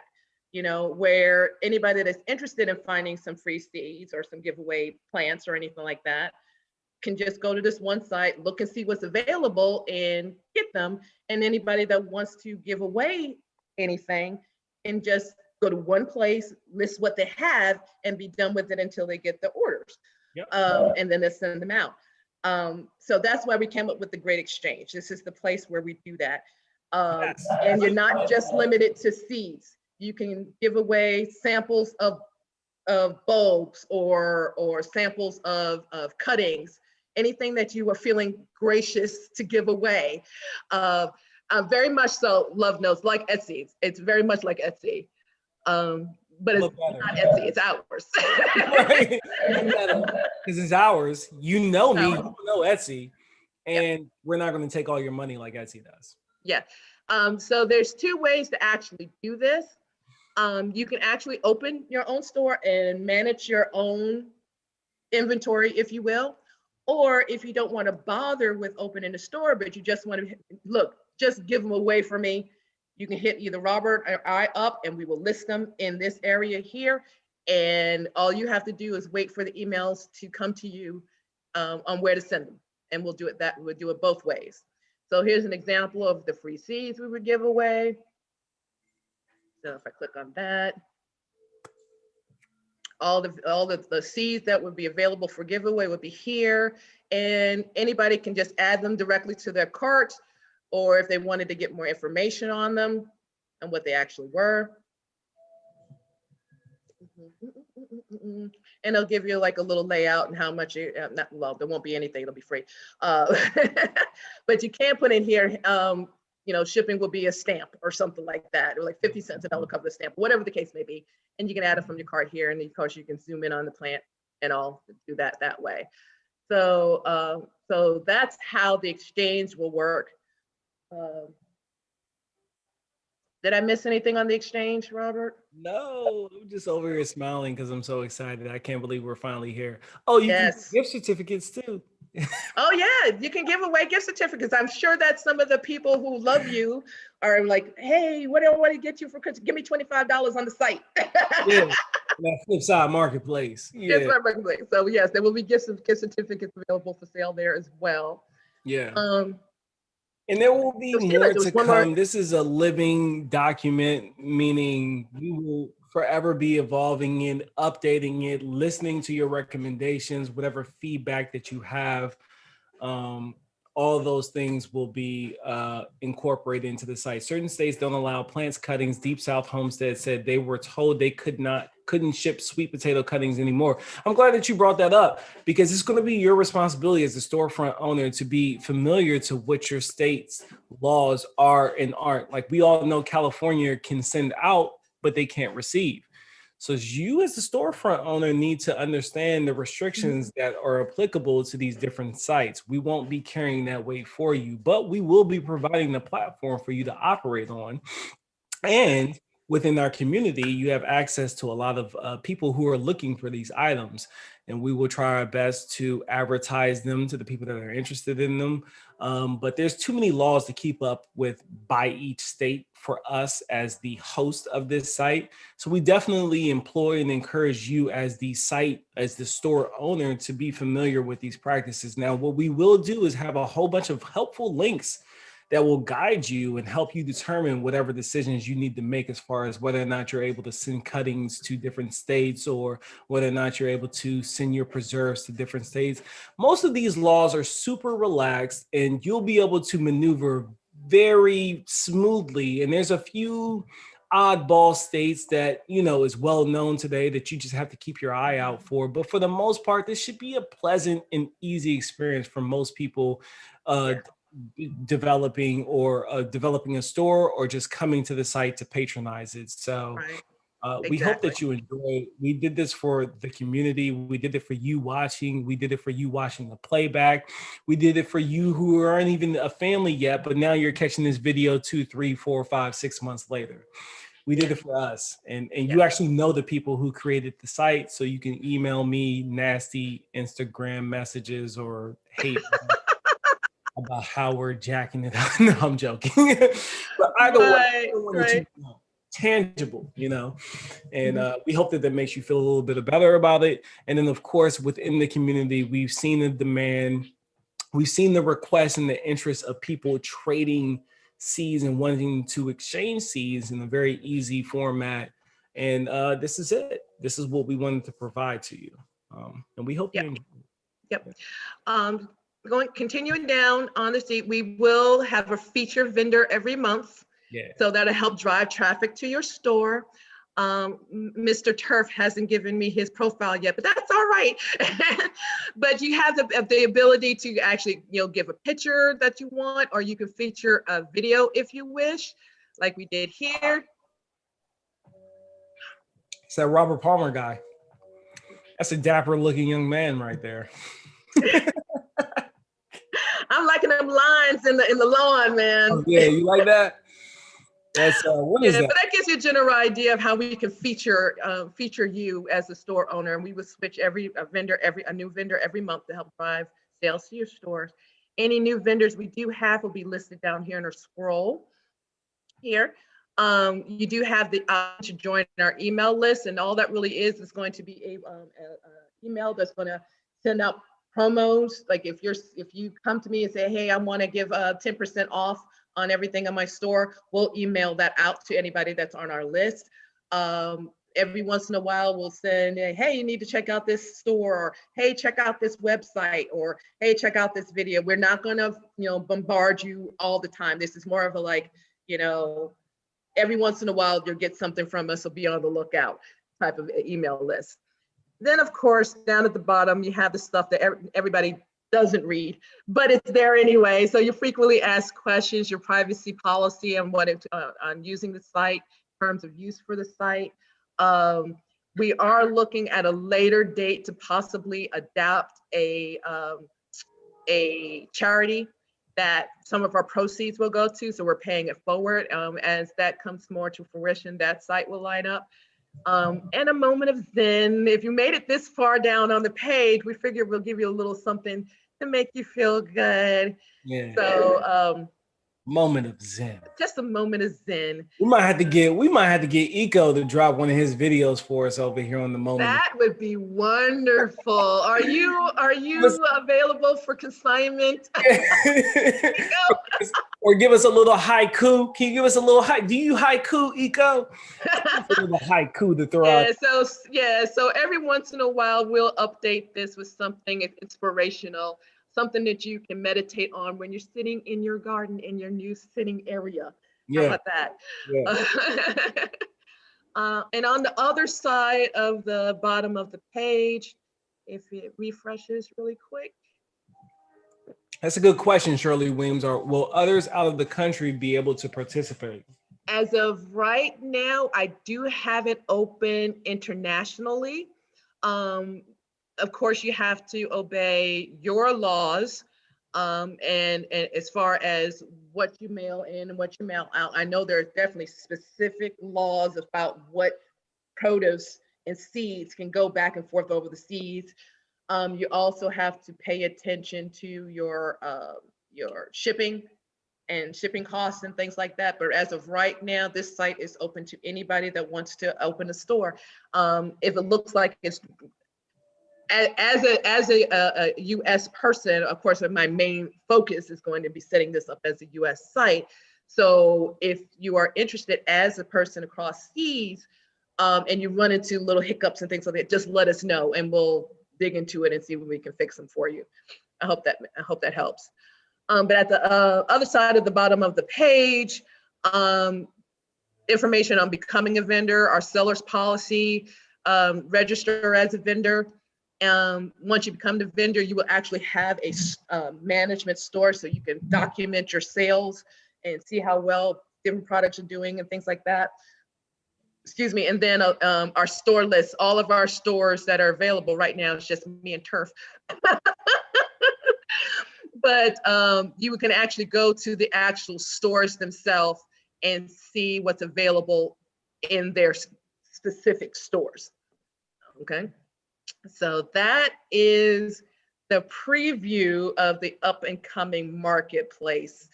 So I saw a lot of positive notes out there and try to catch it with have you truly done your research? Blessings to you. Thank you for your dedication. What do you mean, have you done your research? Can you follow up on that, please, Grown Lady Lynn? Hi, everyone. Awesome side. Just curious, what does the name mean? It's actually a little play on the end of my videos. On the end of my videos, I said, I'll see you on the flip side. Love and peace. So I wanted to kind of hang on with that. So that's just a little bit of play on my thing right there. So but it's all in fun. It's all in fun. Let's see, what else do we have? Steve asks, hi, Steve asks, hey Jay, what's next? Hey, Steve, okay, I think we're all caught up. So if there are any questions that we can possibly answer, oh yeah, by the way, you can actually do a search throughout the site. So if you wanted to find basil, you can actually do a search and it'll bring back all of the basil right here. And you can go straight like that. So there's several ways to get around in the site. We wanted to make sure it was user-friendly. Oh, and it's also going to be available for use on your phone. We've gone and made some painstaking additions to make it available on your mobile. It is not an app. It is still going to be a website, but you can use it on your phone. Yeah, it will be mobile friendly, which is kind of the reason. That's one of the reasons why we are making sure we take our time with releasing it because we want to make sure that it is mobile friendly. I know my generation likes to do a lot of things on the phone. So that's one of the things that I told you I've been giving her a whole bunch of work to do. Like I look at it and I'm like, no, we need to fix this. Yeah, So move that to the left. that's Slide one that up. Can we collapse this? fine tuning to make sure it's good to go. Wonderful ideas. I wish you much success. I have to say good night. Good night, Lady Cheryl. I'm glad that you stopped by, and I'm surprised that you're even awake at this hour. So thank you for stepping in. Thank you. Safe out there in Texas. I'm happy that you made it through your that vortex, that winter vortex that came through. Yes. Yeah. One last thing I forgot. We do have a comments section. So if any suggestions or questions that you back to us directly, just do the contact us and fill out the form, and we'll get an email and respond back to you quick, fast, in a hurry. And that is it. Like I said, just keep an eye out for when we actually go live. I just want to show you. Look at the legs on that. Look at the legs.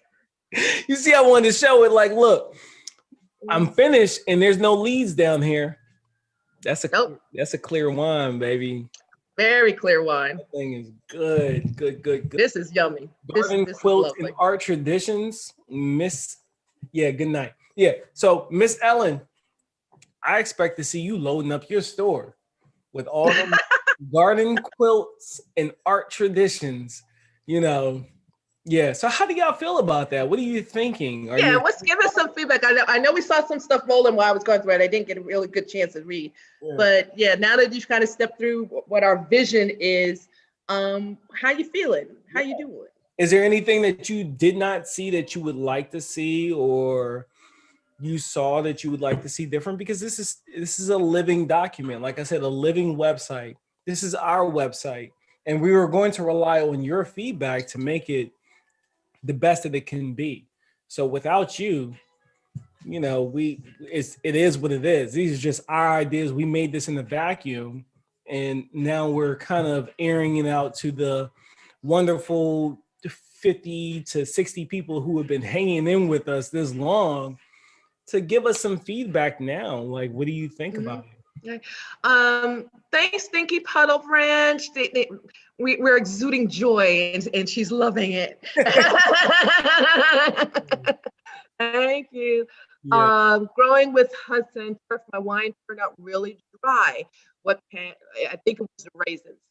No, what it was either not enough sugar for your yeast, or your yeast. Well, actually, it's the same. Right. Yeah. It really is the same. Your yeast ate up all of the sugars out of your batch, and that's why your wine is dry. However, you can back sweeten it, and what that means is that you're going to have to make sure your yeast is dead. That means taking a hydrometer reading 3 times in a row, where the hydrometer reading does not change. Mm-hmm. That means your yeast is done. It's not going to do any more. Okay? Now, I'm sorry, you weren't done. Then on your second racking, you can back sweeten it just before you bottle it. So what you're going to do is use a potassium sorbate to render any yeast that can possibly still be alive in there. You're going to render it sleepy. And then you back sweeten it with some sugar, water, or syrup, or you can even do frozen fruit juice concentrate, anything like that to bring enough sweetness back into it to the level that you want.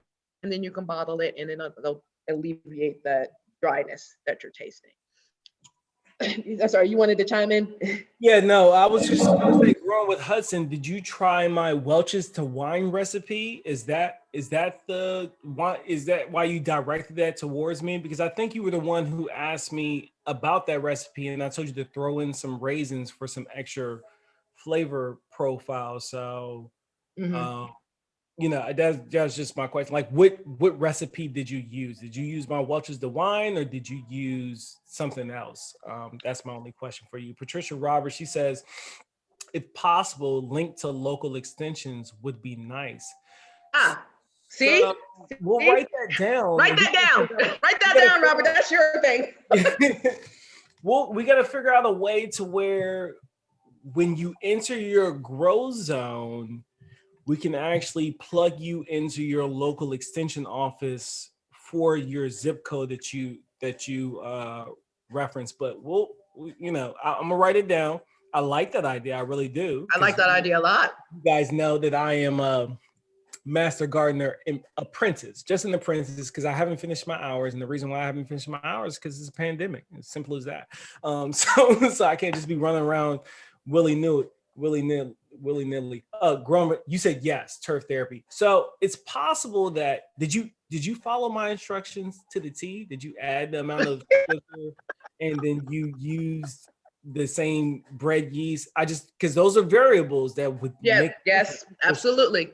so did you use a different brand of yeast? Did you opt to not add any sugar into it? Because if you didn't, then that's why it ended up super dry, because it ate up all the sugars that was already in the juice, and then it was super dry. And then the last thing that I'll give you, if you followed my directions to the T, it just means our palates are a little different, which means you probably should add about 2 to 4 more ounces of sugar into your initial brew batch. And that means that particular bread yeast is not going to withstand alcohol above like 14%. Yeah. Which means it's not going to be able to consume all the sugar.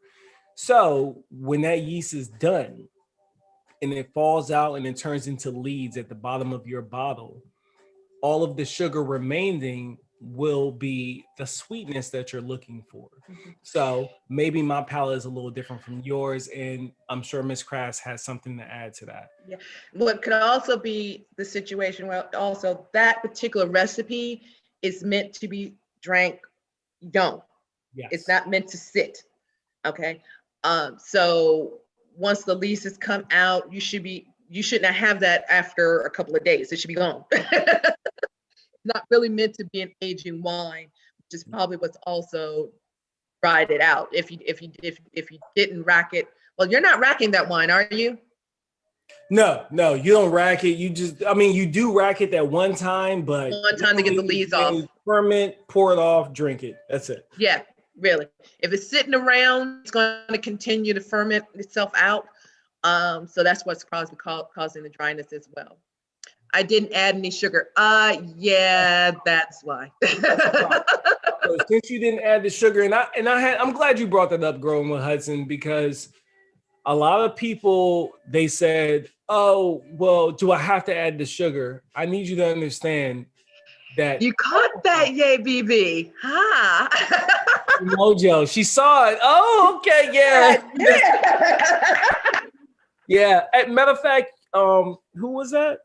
Hey, BB. Hey, BB, email me. I got something just for you. I have a prize just for you. I didn't even know I was going to do a giveaway. And thank you for by the way, for helping. I reached 4K subscribers. That's crazy. Like, I never thought that I would be here today.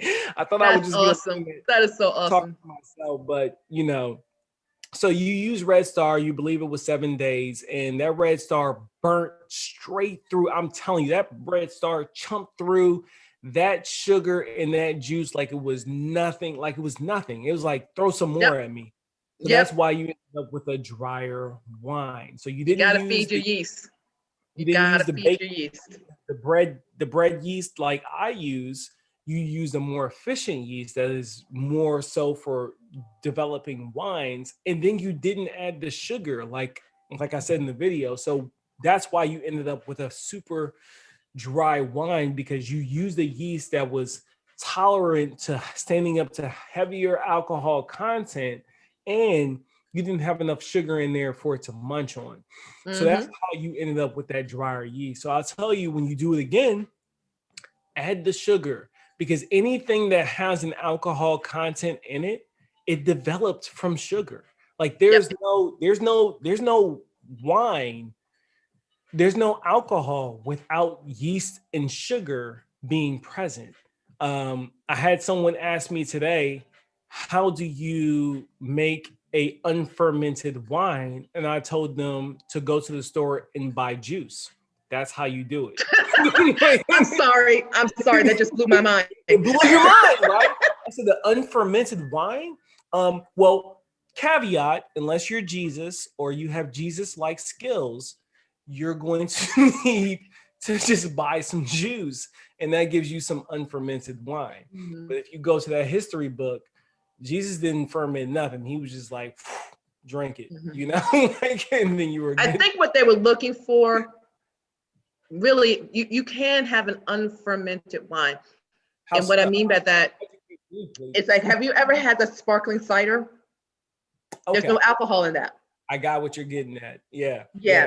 So it has like the mouthfeel and the taste of wine, but it really has not been fermented with the yeast. Mm-hmm. It just kind of sits and turns. Sort of like if you like put pickles in a jar, they will actually turn sour because they're fermenting on their own juices and their own wild yeast. Yes. And that was another thing I told that person that asked me that question. I said, natural yeast will form. Yes. Back in the day when people were making making wine like Roman times and stuff like that, like they didn't understand, they didn't have the science down or the privilege to the access of what we have to nowadays to know that this blend of yeast, that blend of yeast. No, yeast was naturally occurring. It's naturally in the air. Mm-hmm. Matter of fact, what you could do if you really wanted to do an experiment, and if you had enough berries, get you some blackberries, put them in a jar, put some sugar on them, put a lid on it, leave them alone. Mm-hmm. Yep. Come back in a few months, I guarantee you're going to have some of the best blackberry wine you ever had, because those blackberries have natural yeast on them. And you fed them additional sugars, and they went to work. And all those juices are going to sit just blah, blah, blah, blah, blah, blah. Yeah, you'll have a whole layer of seeds at the bottom. But that's because they bust. Hey. Just know, when you're drinking wine, you shouldn't be thinking about maintaining a figure. You should be thinking about kicking back. That's all I'm saying. Like, exactly. Let's not worry about calories here. Exactly. Let's pay attention to our palate here. And to be honest, there really are hardly any real calories in wine because all the sugars have been fermented out. That's true. They've been fermented out. It's the ones that really like the syrupy, sugary type of wines, where you might as well be drinking juice. Those are the ones that you got to worry about with the calories. Right. Only time I'm worried about anything going on in here is like, okay, it's red wine, it's good for my heart, let's keep going.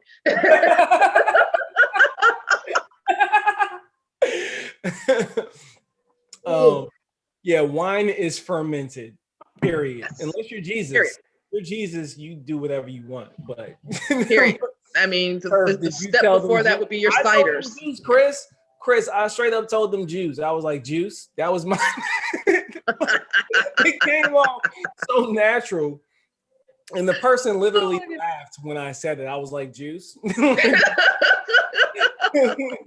But you know what can happen though? If you had a bottle of juice around a long time, you notice how the bottle will get really, really tight? Yes. If that's long enough. That's because that juice is fermenting. Yeah, it's fermenting on itself. It's on itself. Okay. Yeah. So I think we saw a lot of good feedback. Thank you so much for the suggestion on the what was it again? Adding the extension office. We're gonna figure out a way to where maybe we can bake that in somehow, some way. Yeah, because maybe they have an overall site, like a US site, sort of like with the other thing that we my can network, and I'm gonna see if there's such a thing to where you can figure out who your extension office is, and if it's not, maybe we'll do something like what I did with my app. Like if you're a lawn care person, I made an app. It's called Turf Therapy, and it's for calculating your nitrogen, potassium, and phosphorus inputs based off 1,000 square feet. So you could use that for gardening as well. If you're gardening on a large scale, if you're gardening on 1,000 square feet or more, or I'd say at least 250 square feet, because it's easy for you to do that math. You quarter the math and you figure out what those applications are. But if you're fertilizing your land, whether it be, albeit organic or synthetic, I have an app out there. It's in the Google and Android stores, and it's called Shame. Sorry, I just read something. I'm so sorry. Seed Addict said, don't tell me that. My husband wants to grow blackberries. He ain't ever going to get that fruit. That's funny. Yeah, Oh, that's awesome. yeah, the app that I have, like, you'll see I got this video. Y'all know My Soul. I use the My Soul testing company. I think that is a great soil testing company for the average person who does not want to read through all the scientific data and really dial in their lawn care or gardening program.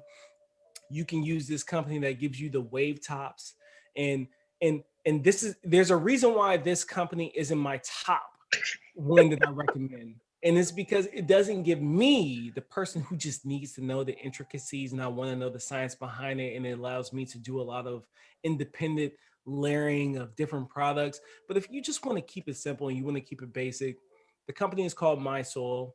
I'm pretty sure there's a link in the description below. If not, oh well, just Google it. It's on Amazon. My Soul testing company. But I did one at my brother's property while I was there because a couple of his vegetables were struggling, and we're gonna get that in there. It'll probably be linked on the website as well for you gardeners Mhm.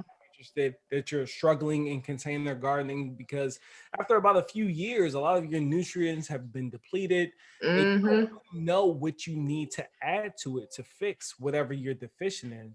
Right. So I really like that because it simplifies. It's like the easy button for the average person and where they can actually understand it. Where it falls short for me is it doesn't give me the CEC or your base saturation, which that's diving into a whole new level of like understanding and really getting involved in your gardening.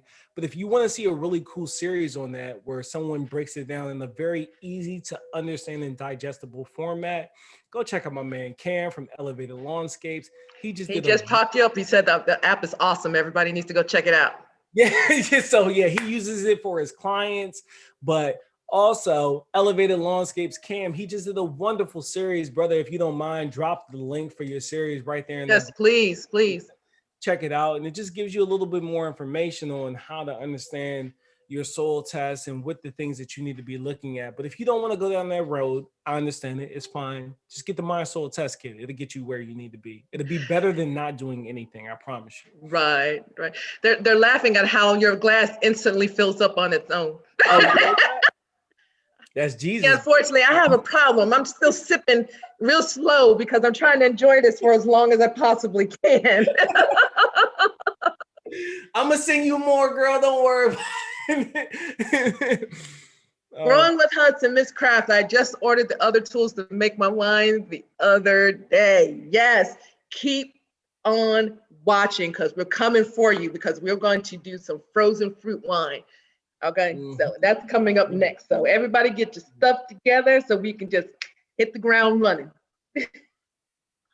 well done and much needed. So grateful for you both bringing this platform to all of us. This is like the light at the end of the tunnel. Grown Lady Lynn. Yeah, Grown Lady Lynn. You are very welcome. Thank Thank you you. for joining us. Thank you. That was our hope. We really did. It's a labor of love for our community. I was trying, we were both looking for a way to just say, how can we give back, just beyond, because you guys have been so awesome to us. Look at all these people hanging out with us. This was that.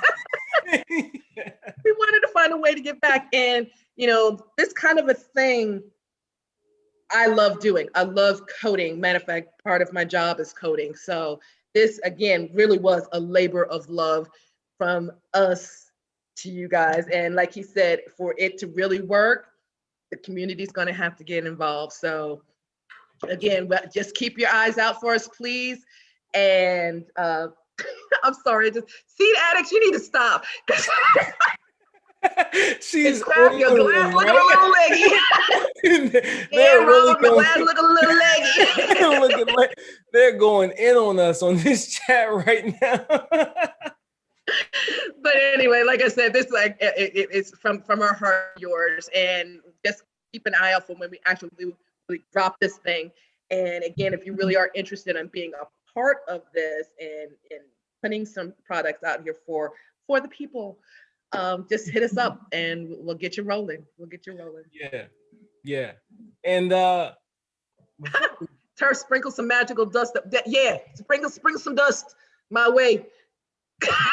It ain't working. put it off to the side. It's all good. No, but thank you guys. We are no ordinary family. No ordinary Love it. family. Love it. I felt like this shirt was fitting tonight. My mom, she gave it to me. Thank you, Mama P, if you're still in the building. Hey, Mama T. But hello, C7. Oh, what's going on? C7. HOA. Where you been, man? No, C7 is now the HO. Listen, I gotta go to your site right now. Do you have a YouTube channel now? I really need to tune into you because I'm an HOA person too. So yeah, I can get some tips as well. I need to go check you out because last time I checked, you was not a YouTuber. I'm about to go see right now. We about to put you on blast. Yeah. C7. I was just making an announcement that we'll be making some wine pretty soon. I want you on the list next time. That's right. C7. I'm searching your name right now. I want to see if you're a channel. You are a channel. How about that? Don't meow me. See me fussing at my cat. Don't meow me. Hush. He's been around for a while. Y'all go subscribe to my man C7 Homesteader. I just dropped the link in the description below. I'm gonna be checking you out, man. I just subbed to you. Gave you a sub. Let me hit the He's got 3 video. What was it? 3 videos, 4, 5, 6, something like that. Oh, you got a lot of videos. You've been on YouTube for a month. What are you? Are you Air Force? Yeah, you are Air Force. Look at that Air Force hat. I love to see a fellow veteran in the building. Yes. Congratulations, C7. Thank you for your service, sir. For your service, Battle. I appreciate you. Air Force C7, that makes sense. I love it. Thank you for dropping that. Thank you for stopping by. Yeah. A 3-gallon batch brewing that I need to stop tomorrow. What to do? Why do you need to stop it? Why do you feel like you need to stop it? Who said that? Patricia Roberts. She said she needed to stop it. I missed that. It's in there somewhere. Anyway. Yeah, why do you need to stop it, Patricia? What are you trying to do? Yeah, y'all go over there and sub my man C7. Go sub my man C7. Just in case you were wondering, since I done moved the cam around, that's the Ripasso right there. That's the batch. I've been taking hits off of that with my magical. I created a monster, y'all. I admit it. six whole. I gotta bottle this up tomorrow. It's ready for bottling. Yeah, it sure is. Yeah, it's ready. Yep. Y'all saw that color. So if FR Humphrey is still in the room, you have inspired me to give a try to make a citrus wine. Yeah.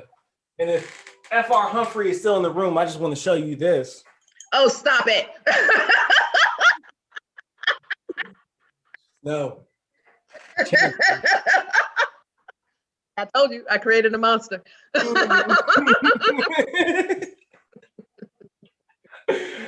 love you, sis. I love you. But you see, I keep it handy. It's right. It's right over there next to my degrees. Multiple degrees. I keep it over there because that's an achievement. That it is an achievement. Just as much as an achievement as those $60,000 worth of paper right there. Very much so. Oh my God. Yes, you did. And working. Yeah, I did that. I did. It's all in fun. I mean well by it. And you know, I've had like 4 glasses of wine. So yes, we are enjoying our Saturday night. I hope everybody else is enjoying their Saturday night too. Thank you so much for hanging out with us because this is so much fun.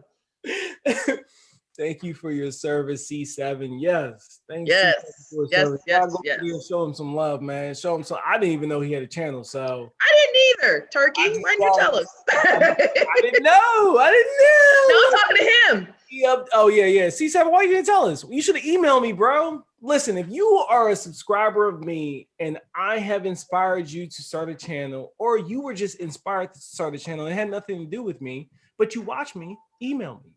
Let me know so I can tell the world, or at least the 4,000 people that are watching me. I can tell them to go check you out. Like I'm going to do Yeah. Kent, Elevated Lawnscapes. He is a brand new gardener, and I will be releasing a video with him within the next 48 hours. I'll give you that.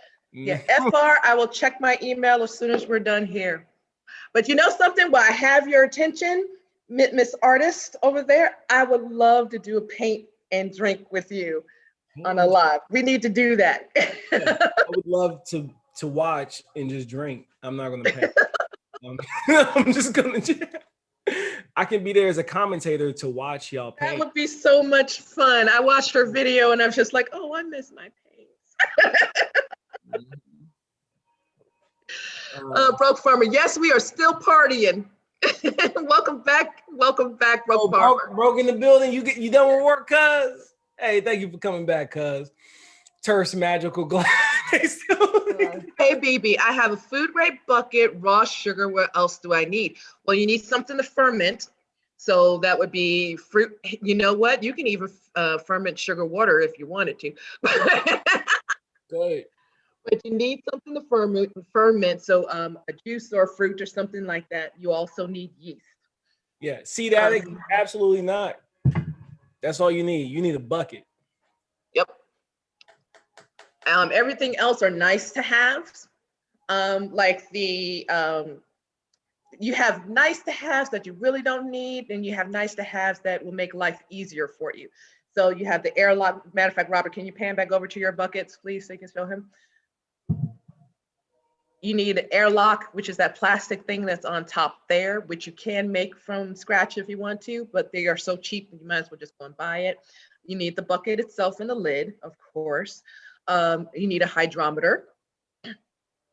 Let's see how good he is. Come on, what you got? Where at? Ain't far. There you go. You need a hydrometer and something to stir with.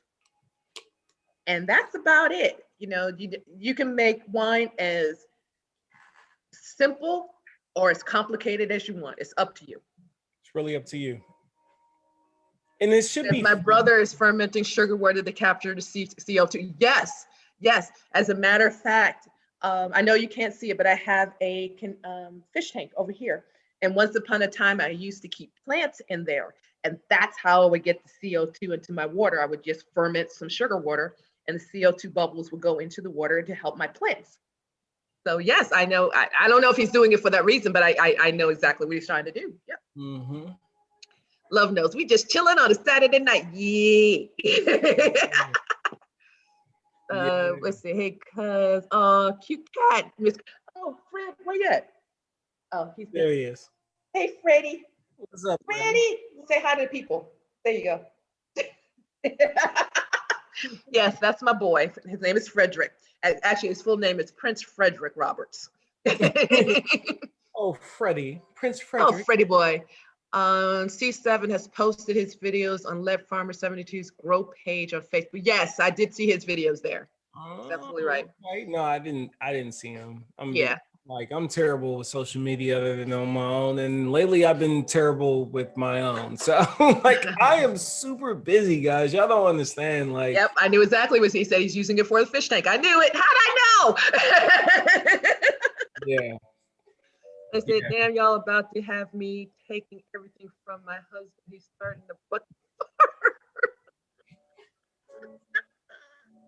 Oh my God. Alan, pants with Bevs on the Friday nights. Oh yeah, Bev. What was it? Grow Family Network. Bev from Grow Family Network. She's been okay. Paint with Bevs. I've seen it. I haven't been able to check in because I'm usually occupied whenever she goes live, but she does do that as well. But you know what I'm saying? You doing it too? You know, she don't hold the copyright on painting with friends, you know. Yeah, Go out there and paint if you want to, I love it though. or email her. She might do a collab with you. You never know. Yeah, Seems like a nice person. yep. Oh, Oh, cute cat. Yes, we that's my boy. read it. That's my boy. My miwa not blooming. Can I plant in the ground? Um, how old is it, Broke Farmer? It may still be a baby. It may not be ready to bloom. When did you get a miwa? When did you like? Weren't you looking for a miwa like the other Cardboard. week? I've been using 5-gallon buckets. Need a secondary cardboard. I know Amazon has the glass cardboards relatively cheap. You can catch them on sales from time to time. You can also try Wally World. They'll have them. You don't necessarily have to put them in a carboy. You can keep them in the bucket if you want, if it's food grade. I've done mason jars. You know, you can actually do if you don't plan on doing anything beyond the secondary fermentation, you can go straight to bottle if you want to, if you don't mind the little lees sitting at the bottom of your bottles. So yeah, there's plenty of ways to do what we do. Don't limit yourself. Yeah, Patricia, no. That is a short answer to your question. Aren't you supposed to stop your brew after 7 days? Help a sister out. Yes and no. So you would want to stop it at 7 days if you are trying to do something like I was describing earlier, where you're using a yeast that might burn through all the sugar, but you want a sweet wine, like the Welch's to Wine video I did. So if you're using something like Red Star versus the bread yeast that I use in that recipe, you'll probably want to stop that after 7 days, because if you allow it to go all the way through, you're going to end up with a very dry wine. So stop it ahead of time within that 7-day mark. Other than that, I can't really think of a scenario to where you are going to want to stop your brew after 7 days. If we're still talking about wine, what you got, Miss Graff? I see your head spinning. Oh. It's something that Broke said, but we'll finish up with what you're starting to say. Okay. As far as, oh God, what did she say? 7 days. Okay. 7 days. Yeah. 7 days is when you start checking your wine. Yes. Okay. It doesn't mean it's going to be finished. More depending on the time of the year, what kind of yeast you're using, how it's feeling at the time. That's the feel good mark for your wine. And I'm talking about if you're just going to let it do its thing. You're not going to try to, preempt anything. If you just let it do its thing.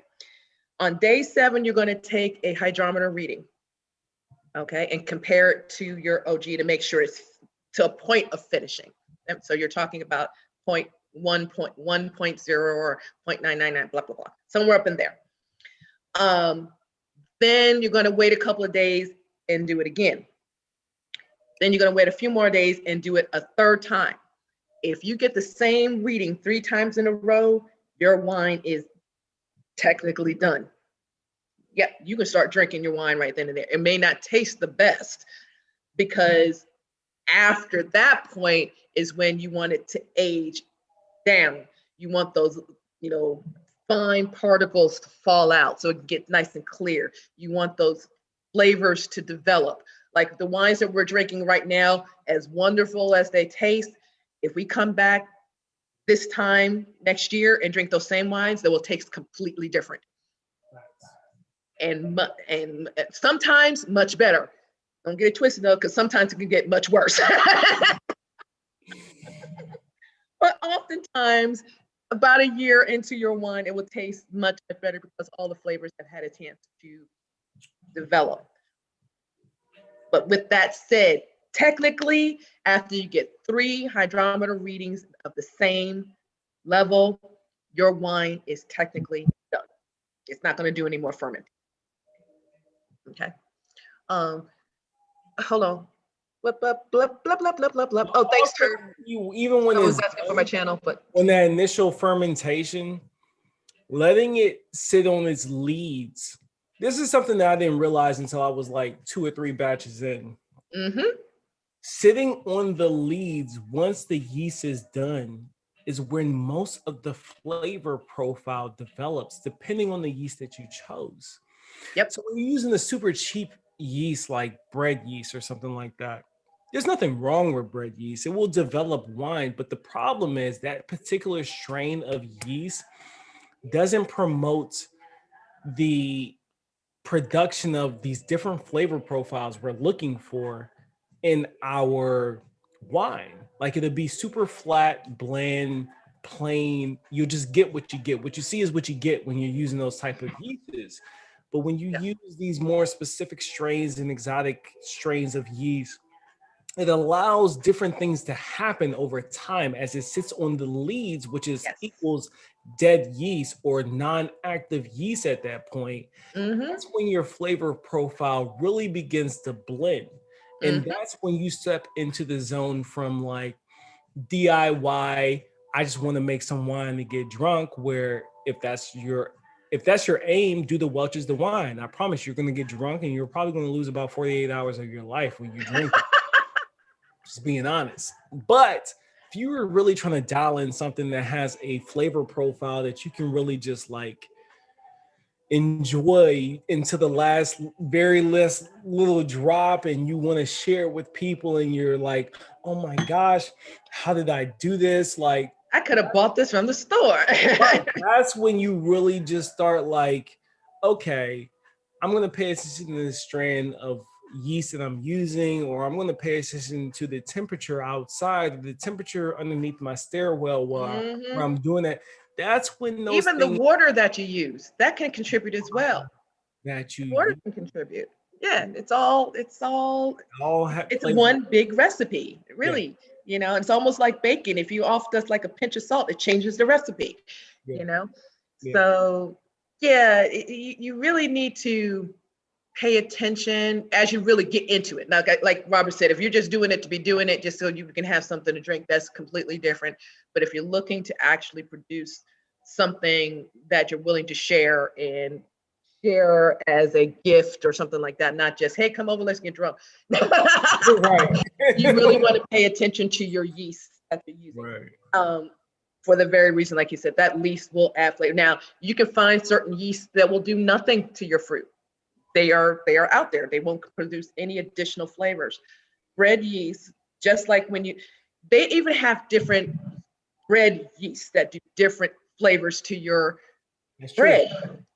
They have special yeast for pizza, and then Chicago uses a different yeast than New York. Those are really what separates the two, is the different yeasts that they use. Yeah. So if you're going to use a bread yeast to make your wine, those same flavors that are going into those breads are going to go into your wine. So if you hear somebody saying, yeah, my wine tastes a little yeasty, it's because they probably use bread. You probably use bread yeast. It's in there for sure. Exactly. So yeah, so I mean, like I said, there's a plethora of yeast out there that, once you really get into it, I mean, you got cheap, and you got high dollar yeast, and they're high dollar for a reason. So, and then like the rice wine that I made, I actually used a Japanese yeast, and koji rice, which is a spore, to actually help develop that wine. So it's another completely different yeast that gave its flavor. So yeah, once you get into it, you get more into it. Let's see. It's probably Broke Farmer says probably 2 years old. Oh, 2 years old. You should see some activity going, I would think. On the Miwa, Yeah. Who's this? Broke Farmer. I'll be right back. Don't go anywhere. Keep the folks entertained, Robert. Yeah. C7 has a. Okay, no, I saw that. Damn, y'all about to have me taking everything from my husband. He's starting the bucket farm. Seed addicts. Hey, take it from him. If a bucket farm of what? Is it food? Freddie is a beaut. He is from Princess Bride. I'm not sure what that. Oh, cute cat. My Miwa not blooming. Okay, we did that. Didn't link work. Okay. Let me catch back up. What is your YouTube? I dropped the YouTube name. I'm sure you saw that by now. And then it's just, I haven't been able to top them all properly. Isn't using a bucket too much airspace? I was about to say, I thought I read that. I was listening while you were talking. 7. Did you Okay. answer this already? No, I did not. I was going to. I wanted to keep that in the back of mind when I saw that. Okay. There's a couple of things you can do, whether you have it in the bucket or in a carboy and it's too much headspace. You can top it off with other wine. You can top it off with water. You can top it off with watered down vodka. Some people have done that. Still, yeah. Changes Or you can put your flavor so much. Don't exactly. just Or you can displace the space with something else. And one of the biggest things that I know that people use are marbles. Yep. Get you That's the way to clean. go. Yeah, get you clean marbles, sanitize them down, and fill them up until that headspace is gone. But ideally, you want the right size container to rack down into versus having to go through those measures to, Now, again, if you're blending your wines, that would be a perfect time to blend your wines and build it up. But if you're looking for just a straight brew, yeah, marbles or something like that will displace the space. Yeah, I agree. I would opt for blending the wine in, and there's ways like this batch that I'm doing right now is not filled up to the tippity top. But what I did when I filled it up, I'll show you my magical cup over here. When I filled it up, this is what I did. And this is not a permanent solution, but it's better than not doing anything at all, which I want you to pay attention to the airlock here while it's still on the wine. But as you can see, the airlock is moving, right? So what I'm doing is I'm offsetting the amount of air that's actually in the airlock. So I'm bleeding off that that air that's inside of this to where it locks inside of this container. Now, is that a foolproof method? No, not absolutely not, because it will eventually seep and let air into it, but that's better than just leaving a whole bunch of headspace in there. You're creating a vacuum inside of the container, Yes. and over time it will leak. But if it's like this will get it done for the moment, and then we have sanitized water inside of there as well. So there's different things that you can do, especially if you're in a very short time period of transferring it into like carboys, like I'm going to do tomorrow, before I finally bottle all of this up and then share it with friends, family, let it sit for 5 years, however I want to do it. And then I'll go my new 12 gallons of wine and I'll do this whole process all over again. Hey, BB says, I want to try something small like a mason jar. I have blackberries. I think I have a beer at family member left in the fridge. Now who's hydrometer can I borrow? Well, if you're gonna make wine like that, hey BB, you don't make wine like that, you don't need a hydrometer. No. Yeah, you don't need, just let it do what it do. They're cheap. They're so cheap. They're not expensive. So, But there's really no way to measure. Yeah, the way she's talking about, the way I said, just throw your berries, some sugar, and let it do its thing. There's no way to take an initial reading. Right. Yeah, there's not enough fluid. Exactly. Basically, what you're going to end up with, if I have to guess, is going to be somewhere between like beer range, so 8 to 10%. Right. I'm thinking closer to the 8 than anything. Yeah. Let's see. Is anything else that we got? Guava, beloved family. Thank you, Queen Shorty Cake, Houston. Welcome. Night Broke Farmer, thanks for hanging out with us. Thanks for stopping by, brother. Let's see. There's the broke. Did you see something? Let's go see. Husband is starting a bucket melon farm. Oh, I'm coming to your house. First, y'all wanted me to use his blackberries for the wine. Now I got to use his melon buckets to do it. He doesn't even drink, y'all. I'm gonna do it though. Have I created another monster? Yeah. Oh my goodness. That's it. We made it to the bottom of the chat. Yes, sorry, not a good listener, reading and typing all at the same time. Women just say seven. It's all good. That's what replay is for. Yeah. Yeah, we figured you out, brother, for sure. Yeah. Well, yeah, man. It's been fun. It's been fun. I don't have anything else for the people, unless you do, Miss Craft. I do not accept all of my love. Thank you guys for hanging out with us. This was a lot of fun and helping us ring in spring the right way. Yep. And if you didn't drop your seeds when we did, I hope you dropped some seeds today. Yes, yes. That's Start spring that's the off only right. proper thing to do. Even if you're not even if your weather is not telling you it's spring, you can do like we did. Just drop one inside and Right. wait until it's time to take it outside. Yeah. And whether like she said, whether you can drop them outside or inside, drop them. Like Drop them. I just dropped mine. They'll probably be up by the end of the week. And don't feel bad because I'm real late on all of my seeds. So yeah. And that's something that probably the next live I do, I'm probably going to address the people that think they're late, but in all actuality, you're probably early for fall if you play your cards right. Absolutely.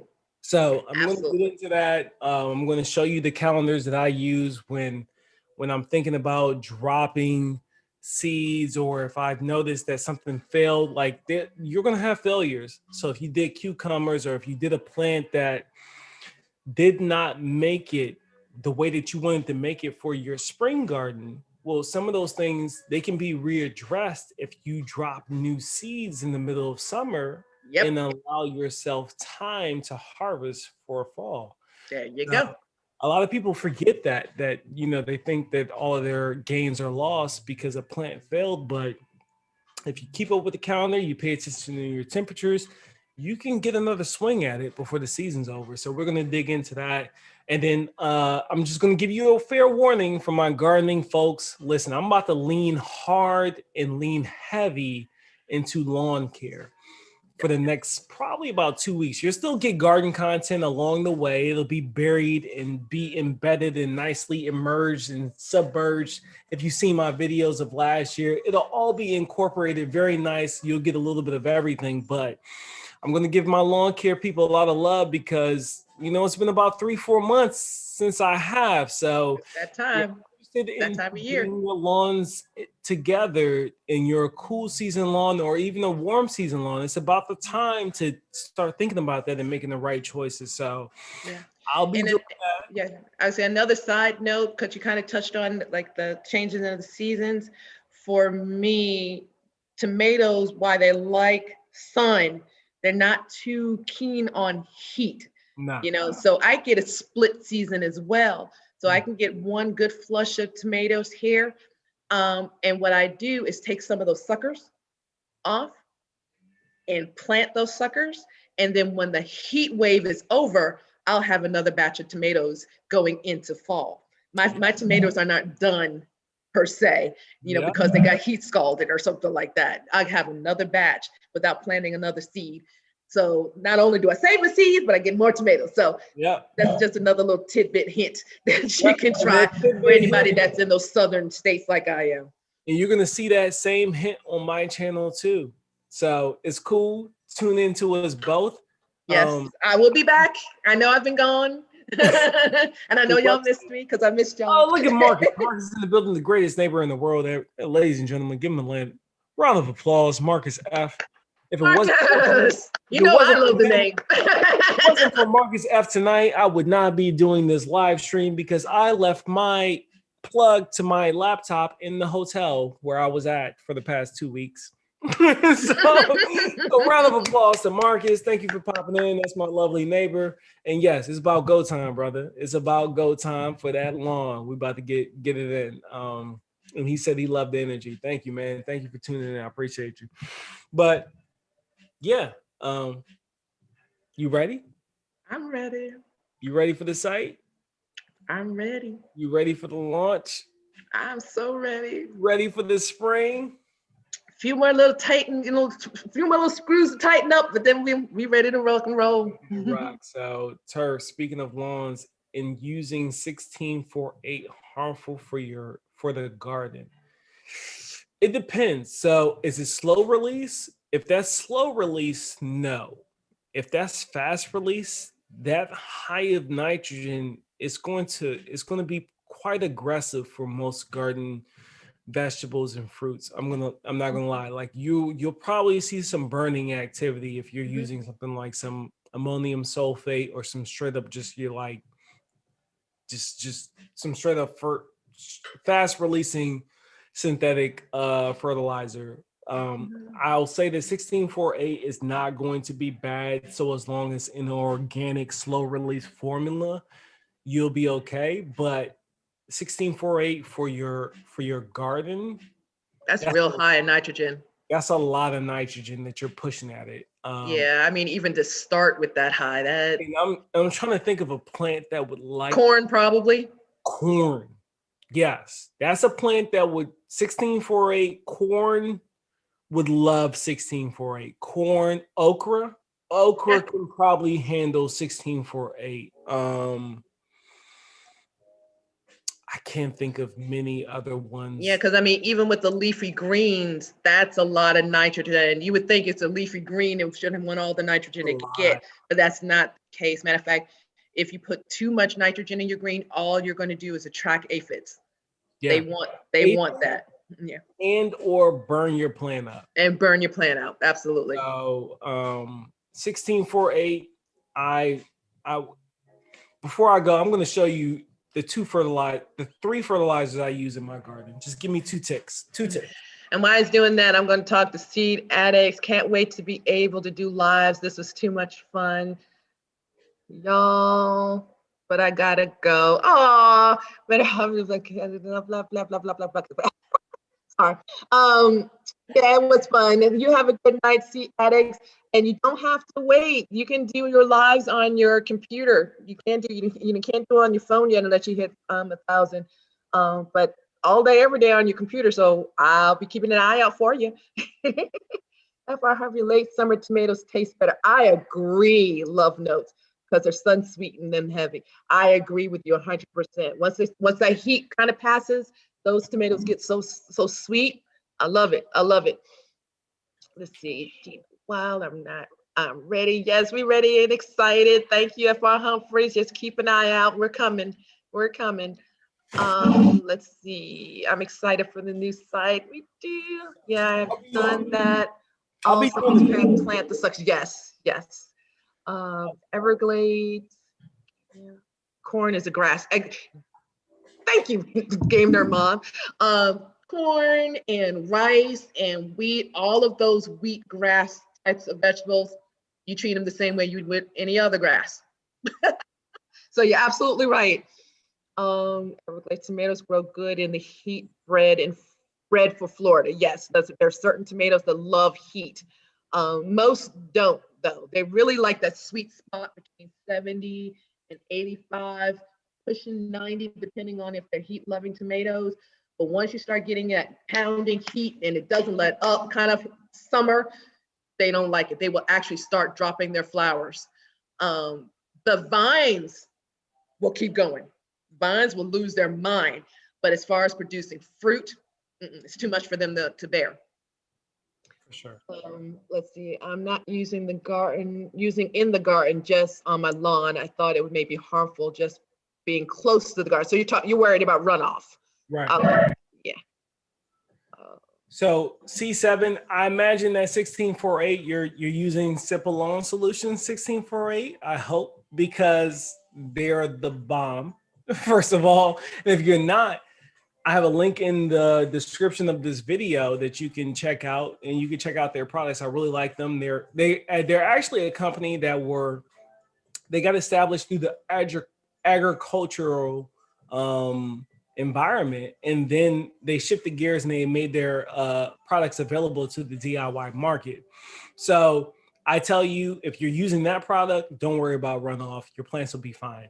But these are products that I use that I will be doing a video on, and I will be doing a live on later on down the road. But since you guys hanged in over at 3 hours now, wow. Ain't y'all sleepy yet? That's crazy. But since you're here, I'll give it to you. Indoor gardening, this is my go-to. It does not smell like wet wolves, like 511. It is organic. It's espoma. I have a link to it in my Amazon store. Go check it out. This is my go-to.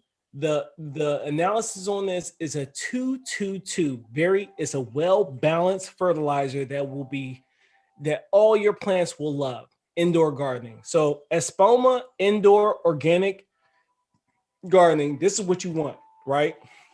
So that's one of the ones I use, right? Now, when I'm growing more of a leafy vegetable, whether it be lettuce, collards, anything that you would find in salads or anything that you're growing for the leaf foliage of your plants, this is what I use. Y'all know her, TNOG, Alaska Fish Fertilizer, 511. 511. This is started well every time. You're not going to burn your plants with any of these things that I'm recommending to you right now, right? So 511, even if you go a little heavy-handed, you're only wasting it. So follow the instructions on the back of the bottle, on the label. It'll get you going. This is my go-to for leafy vegetables or getting things started. I see Ms. Kraft laughing, so she must have saw something down there. That's right, Marcus. Tell him. Tell him what he's doing wrong. Marcus, Rob, you're warming that wine up, holding it like organic. Hold that glass by the stem. No. That's right. Because you saw me drink it. Like, this is how you're supposed to do it. No. This is a red wine. Let's be clear. Hold it that way. This is a red wine. No. I like to warm my red wines up. I don't want it at room temperature. I want it a little warmer, just like a brandy glass. You're supposed to let reds breathe, not warm. Yeah. This is how I like it, though. So I know what I'm doing. But I hear you loud and clear. That's the way you're supposed to do it, the way you like it. I appreciate you, but y'all notice when I was drinking that white, I had it down here, stemmed down. Yeah, absolutely. That's a completely different glass right there too. So I got my ear. I hold my wine here with the red wines because I like it a little bit. I like the flavor that comes off of it when it's a little bit warmer. The cold wine, though, that warm, that clear wine, I make sure I hold it down here by the stem. But thank you for that. See, Bar Humphrey says she just got her second wind. She just got her second wind. Okay, Love No said we're gonna blow that flip side exchange up. Yes. So this one I got. So y'all know I got the 511 from TNOG, the New Orleans gardener. She lives by, she dies by, and y'all look at her garden. That stuff works, right? Neptune's 2-3-1. I've been getting this ratio way wrong. I think I was saying something crazy like a 6-4-2 or something. I don't know. It was. Don't be surprised if they actually had one, because I know a lot of them will do that. They'll have the same looking bottle and the ratios be different. Yeah, and I think they do, and I was just mixing it up. But 2-3-1, boom. So 2-3-1, Neptune's organic fish fertilizer. This is the one that if you have to use a fish emulsion fertilizer in the house, I would prefer you use this one over the 511 because the stink is not going. It's going to be stink, but it ain't going to be wet wolf stink like that 511. So I learned that the hard way. Most of my plants. So anything that blooms or develops a root, the 2-3-1 is going to be your go-to. Neptune's. This is also in the link in the description below when you check out my Amazon store. Now I do have a new product that what's her name? Diva Jones. She used to talk about this, More Bloom, right? Yeah, that's a secondary, right? I actually saw this in the store. It's a 0-10-10, and I'll be giving this a swing this year. I got to give credit where credit's due. Yeah, because it's sort of like the hydroponics, what I was telling you before, like with the tomatoes. If we weren't using the master blend, they do have different levels of hydroponics. So you use a higher concentration of nitrogen in the beginning to get your roots going and to get your green going. But as soon as you start seeing some flowers coming on to produce your fruit, you switch over to something like that 10-10-10, because that's your potassium and phosphorus that are going to give you your fruit. Right. So same thing with outside. Not the wet wolf. Yes, wet wolf. I'm telling you. Listen, I have no idea what a wet wolf smells like. But if I had to like put a scent on it, it'd be this daggone 511. I promise you. I don't know what it is about plants loving stink, because any gardener that just like, no, it ain't gonna smell at my house. We've all done it. That's why we can speak. We've done it. Our house stinks. But those were the best starts I ever had, and I wish I had like that real steady type of weather where I can start my seeds inside, and then when it's time for me to start feeding them, I can set them out so I can start feeding them to 511, because boom, just boom. Yeah, they blow up real quick. They blow up, but that is some funky stuff. Okay. When it comes to liquid fertilizers, this is my arsenal. In the 0-10-10, that's the micro bloom. That's something that I learned about last year towards the end of the season that I actually stumbled across in a Home Depot or a Lowe's. I don't remember what it was. But some of these comments are killing me. F.R. Humphrey, it won't be in the glass long enough to warm up. She said, I'm so sleepy, but I'm having too much fun. Grown lady Lynn, I'm glad you're having so much fun that you haven't gone to sleep yet. Thank you for hanging out with us. But those are my go-to organic. Yeah, and everything that I showed you is OMRI listed. I'm pretty sure. Maybe this 10-10-10. Is this 10-10-10 OMRI listed? I don't know. C70 says, I'm used to the 511 smell, very similar to the type of catfish bait, because that's what it is. That's literally what it is. It's just pulverized fish. Right. The 0-10-10 more bloom. It doesn't have the OMRI listed on it, and it's probably something stupid that was processed. Listen, whenever you don't see the OMRI listing, please educate yourself, because the reason why it's not OMRI listed might be something very simple and minute that you can. It's negligible. Meaning, you're putting on deodorant that has more toxins in it than this. I'm just letting you know. That's real facts. You're brushing your teeth with a product that has more toxins in it than this. That's the reality of it. And you, as the consumer and gardener or farmer, whatever you want to refer to yourself as, has to educate yourself enough to understand the difference between organic and non-organic, because some of that stuff is just marketing. It really is. Just marketing. Yeah. Because think about when the low carb fad hit the market. All of a sudden you see these low carb versions of stuff. They didn't change anything. They just put the label on there because they didn't have any carbs in it to begin with, or something like that, or no gluten. Right. That was what I said. Even more dramatic was the gluten movement, right? They put no gluten. I said, yeah, there's no gluten. It's corn. It's like rice. When did rice have gluten in it? That's not gluten. But it was all a marketing scheme. So just educate yourself so you can make smarter decisions. Don't box yourself into thinking non-organic is bad. No, you need to do a little research and understand where that feed is coming from. Now, y'all know I'm heavy in my worm development. I haven't been doing a lot of worm cast tea brewing up because, to be honest, I've only fed my garden about 2 or 3 times throughout this entirety of the winter.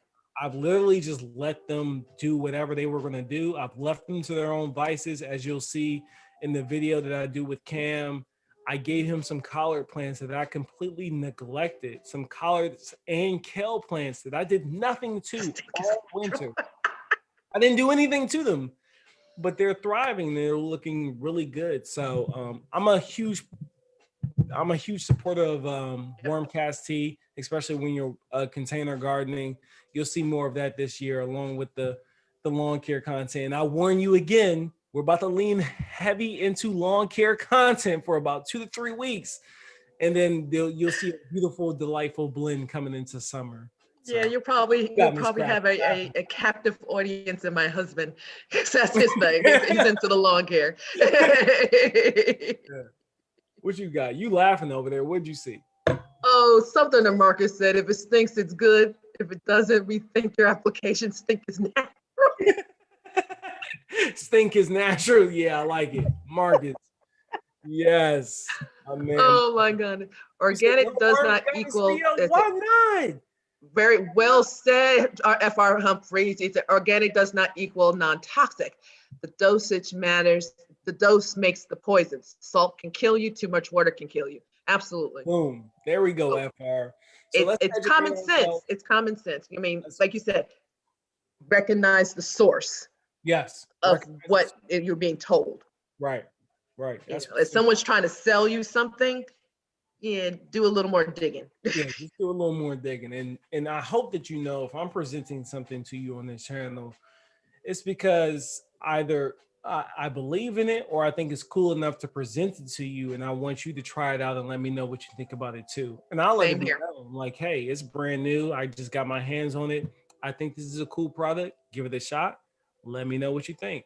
Your deodorant and toothpaste has a poison number on as to who to contact. Right. Exactly. It has a number on it that tells you if you don't use this as we told you to use it, contact this poison control, blah, blah, blah, whatever. Mm-hmm. But you brush your teeth with it every day without thinking anything of it. Mm-hmm. And on top of that, when you can't consume stuff out of your garden, I'm going to ask you, look me in the eye when I say this. Do you shop fully organic every day, all day? Do you? I guarantee you don't. Cost an extra money. Don't put those type of restrictions on yourself in especially when it's the same farm that are producing the same vegetables. Exactly. How do you know that they didn't get them mixed up? How do you know that this one was the one that was sprayed and this one was not? You don't. Same with cereals and dog food. They make them in the same factories. You better take a look at them flakes when they come out the box. Read the fine print. The fine print will tell you, hey, made in the factory with wheat products. That's why they can't put gluten-free on it. So exactly. Educate yourself a little bit more, dive a little layer deeper, and you'll find out that you probably can save yourself a little bit of money in some areas where you were only willing to go for the OMRI label blend of certain things, where in this world, you know, this product right here, More Bloom, that doesn't have an OMRI label listing on it, I'm going to gather that the reason why it's not OMRI listed is not going to give me cancer. That's what I'm just, knock on wood. I'm not a doctor. I have no scientific data to prove that. I'm just going to say it's going to be safer than what I would buy from somewhere else. And I'm not going to name any place to give me flag. I'm just saying, think about that. Put that thought process in there. And then I'll show you some of the slow release fertilizations that I use as well, that are also organic. And then I'll put a little quotation behind that. but they're organic. When my brother gets his soil test results, and it's a pretty cool thing happened. And I don't want to stretch this out any longer than we already have, but I'm glad that you guys are hanging around. But my brother, we were prepping the bed, right? And he was just doing what natural gardeners do, right? They sprinkle a little bit of blood meal. They sprinkle a little bit of bone meal, right? Mm-hmm. But I noticed that my brother, he wasn't really reading anything. He was just sprinkling, right? I'm gonna sprinkle a little bit of this. I'm gonna sprinkle a little bit of that. And he understood why he was doing it. But I said, hey, and I knew this was a teaching moment for me and my brother, right? So it's really cool when I teach my brother something, because I'm like, hey, little brother, I get it. So I'm watching him do it, and I'm like, hey, so how big is this garden bed? And he's like, oh, it's 6x4. And I'm like, okay, so we're working with what? 24 square feet? Yeah, okay, cool. All right, so we got 24 square feet. All right, that's what we're working with. Read the back of that bag real quick. okay, the back of the bag says you need to put a half a cup per 1,000 square feet. And I'm like, did you put a half a cup? He's like, no. And I'm like, okay, how about you put a half a cup? Oh, and I'm not saying that's what the actual valuation of it was. Yeah.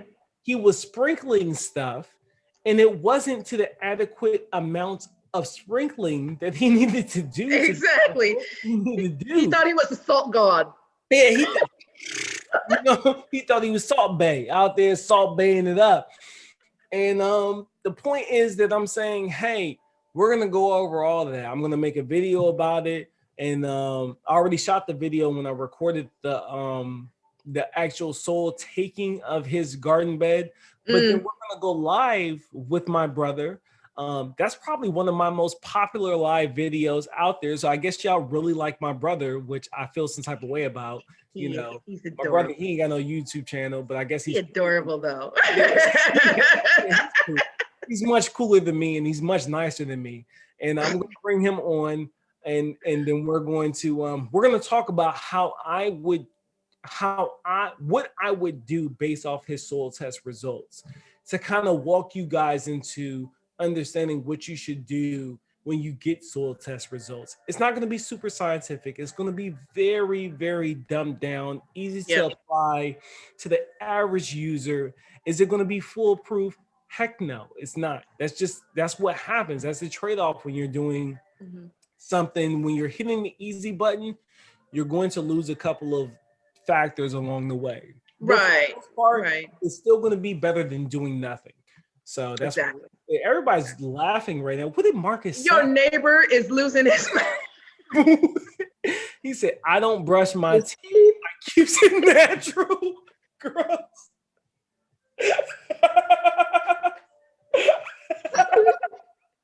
Now he's talking about brush with oatmeal and cinnamon. Oatmeal and cinnamon? He lying. Do not listen to him. They just had an alert on the fruits in supermarkets. Fungicides they are using on them is, well, hey, there we go. Like, listen, you're buying your stuff out the stores, but yet you're not willing to use non-OMRI listed fertilizers in your lawn or in your garden. I think that's a tad bit foolish. I'm sorry if I offended you, but that's the reality. You need to open it up outside of the box. I brush with oatmeal and cinnamon. Gross. No, he does not. Someone had a good idea: crush up some mint and use baking soda. Yeah, that's the back to nature way to do it. I like that. Over oatmeal and cinnamon. That sounds yeah. Throw a few raisins in there and put it in the oven. That's what I would do with it. She said, "We love your brother." Aw, thank you. Yes. He is like, when Led said he was introducing the lighter side of him and he introduced his wife, if I was to introduce the lighter side of me, it would be my brother. My wife's amazing, don't get me wrong, but my brother is everything I wish I was when it comes to interacting with people. So much kinder and so much forgiving and so much more inviting. Well, I will say this, Robert, you do deal with bombs on the regular, so you're allowed to be a certain kind of way. Yeah, we're built the same, we're cut from the same cloth, but we're just so much different, but so similar in this certain. My brother inspires me.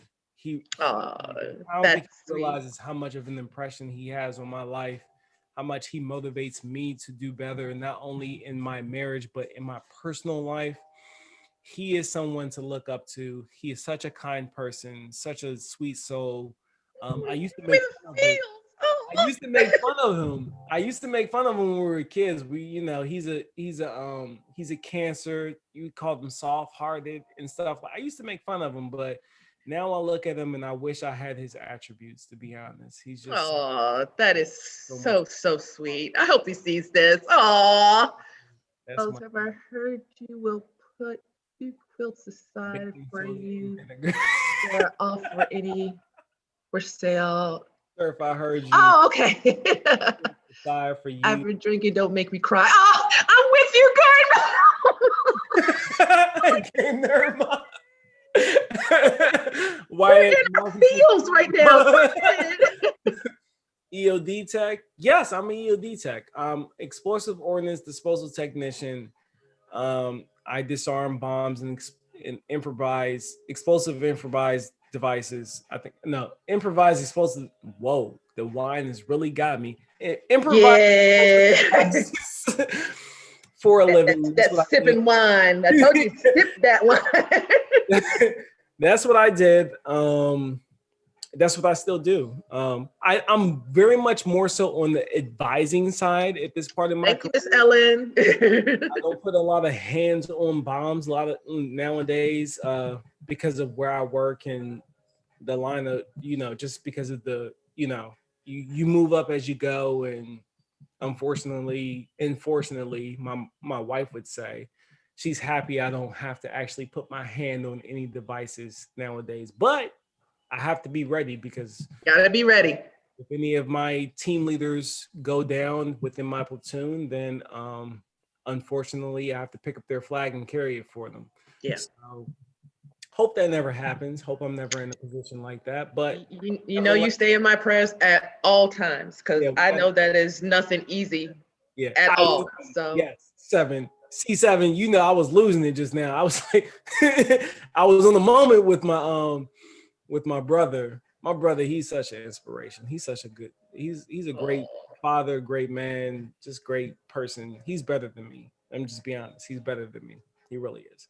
And that's what we want, right? Don't we want the upcoming generation to be better than us? And absolutely. He's a better version of me. He's much more just accepting of F.R. Humphrey has a rant. Rant on, child. People eating organic. Go ahead, you read it. No, you got it. Oh no, my eyes are blurring over. So people eating organic but mixing up stuff in the kitchen that will throw body chemistry off. Baking soda is a strong base, high pH, and abrasive. Vinegar is acidic and corrosive. Beware. Yeah, true. We all are different, Rob. Yes, we are. And my brother's better than me. that's the reality of it. You want the better version of a Palmer, go talk to my brother. He's the better version. I think if from what I can see and what I know, you both make your mother proud. I'm sure she'd be happy to hear that. Yes, you both make. Now, I'm not saying that she probably didn't do a Kirk Franklin on y'all a couple of times. I won't say that. But how you guys turned out, I think you have made her very, very proud. What's we got? We have a lot in common. I was an engineer when I was in. Patricia Roberts, crabs over castles. Nah, she would only get that. She would know that, right? Yeah. But yeah, no, we appreciate our engineers as well. Thank you. I appreciate you. There's no way I can throw up a bridge in the middle of a combat fight and make it stable to where people can cross over it. So I thank you, Patricia Roberts, for your service. Thank you, Battle. Absolutely. Hey, BB, LOL, wine got him? Yes, it got me. It sure did. Rant over just wanted everyone to be safe. Yes. Thank you, Felicia. I appreciate you. Oh, you love him. It is so real. I do. That's my little brother. Yeah. Stop it now. Y'all gonna get me, don't quit. Yeah. Okay, people. That's it, man. I'm sorry this live has been so long. I'm not. I had a good time. Yeah. I love my people. I'll hang as long as they want to hang. But right now, like I told you, my vision's getting blurry, so you can be talking to me and I'll be like, so that's the sign. That's the sign right there. Yeah. Yeah. So thank y'all. Did the glass fill up again? No. It's the same glass. I didn't refill it. It's the same magical glass. And he was sipping on it like it was yak. Yeah, I was sipping on it like it was yak. I'm over here like it's cognac. I like my red wine to be a little warmer. That's just me. So I purposely hold it here, people. I do that on purpose. So don't judge me. Um, Too late. but we like it here. It's fine. The water's fine. The water's good.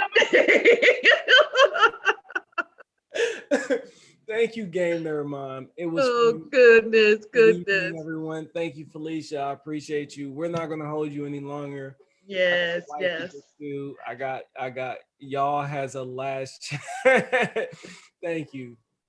I'm gonna let y'all go.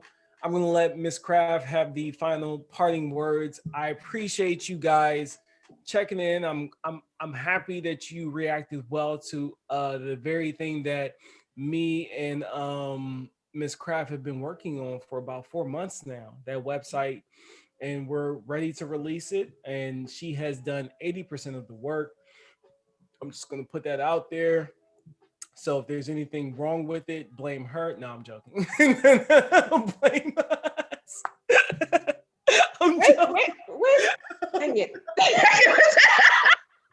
It was a joke. No.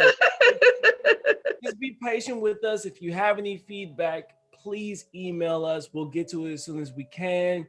If you're interested in being a vendor, email us. It's in both of our about sections on our YouTube channel. I believe Miss Craft's website is miscraft123@yahoo.com. 2, 3, 4. I believe mine is Rob Palme, PALME 357@turftherapy.net. Please email us. We'll give you early access to get your site situated. Good night to you all. And without further ado, I will pass it over to the lovely Miss Craft. Well, guys, this has been so much fun. It's been really good to just kind of sit back, relax, and kick it with you all. Conversation was good. You guys had me in stitches, and we've shared some knowledge. So we've learned a lot of stuff. I appreciate all of the positive feedback on the initial view of the site. That warms my heart. That lets us know we're on the right path. So thank you again. And again, we are all very much open for any suggestions that we can add.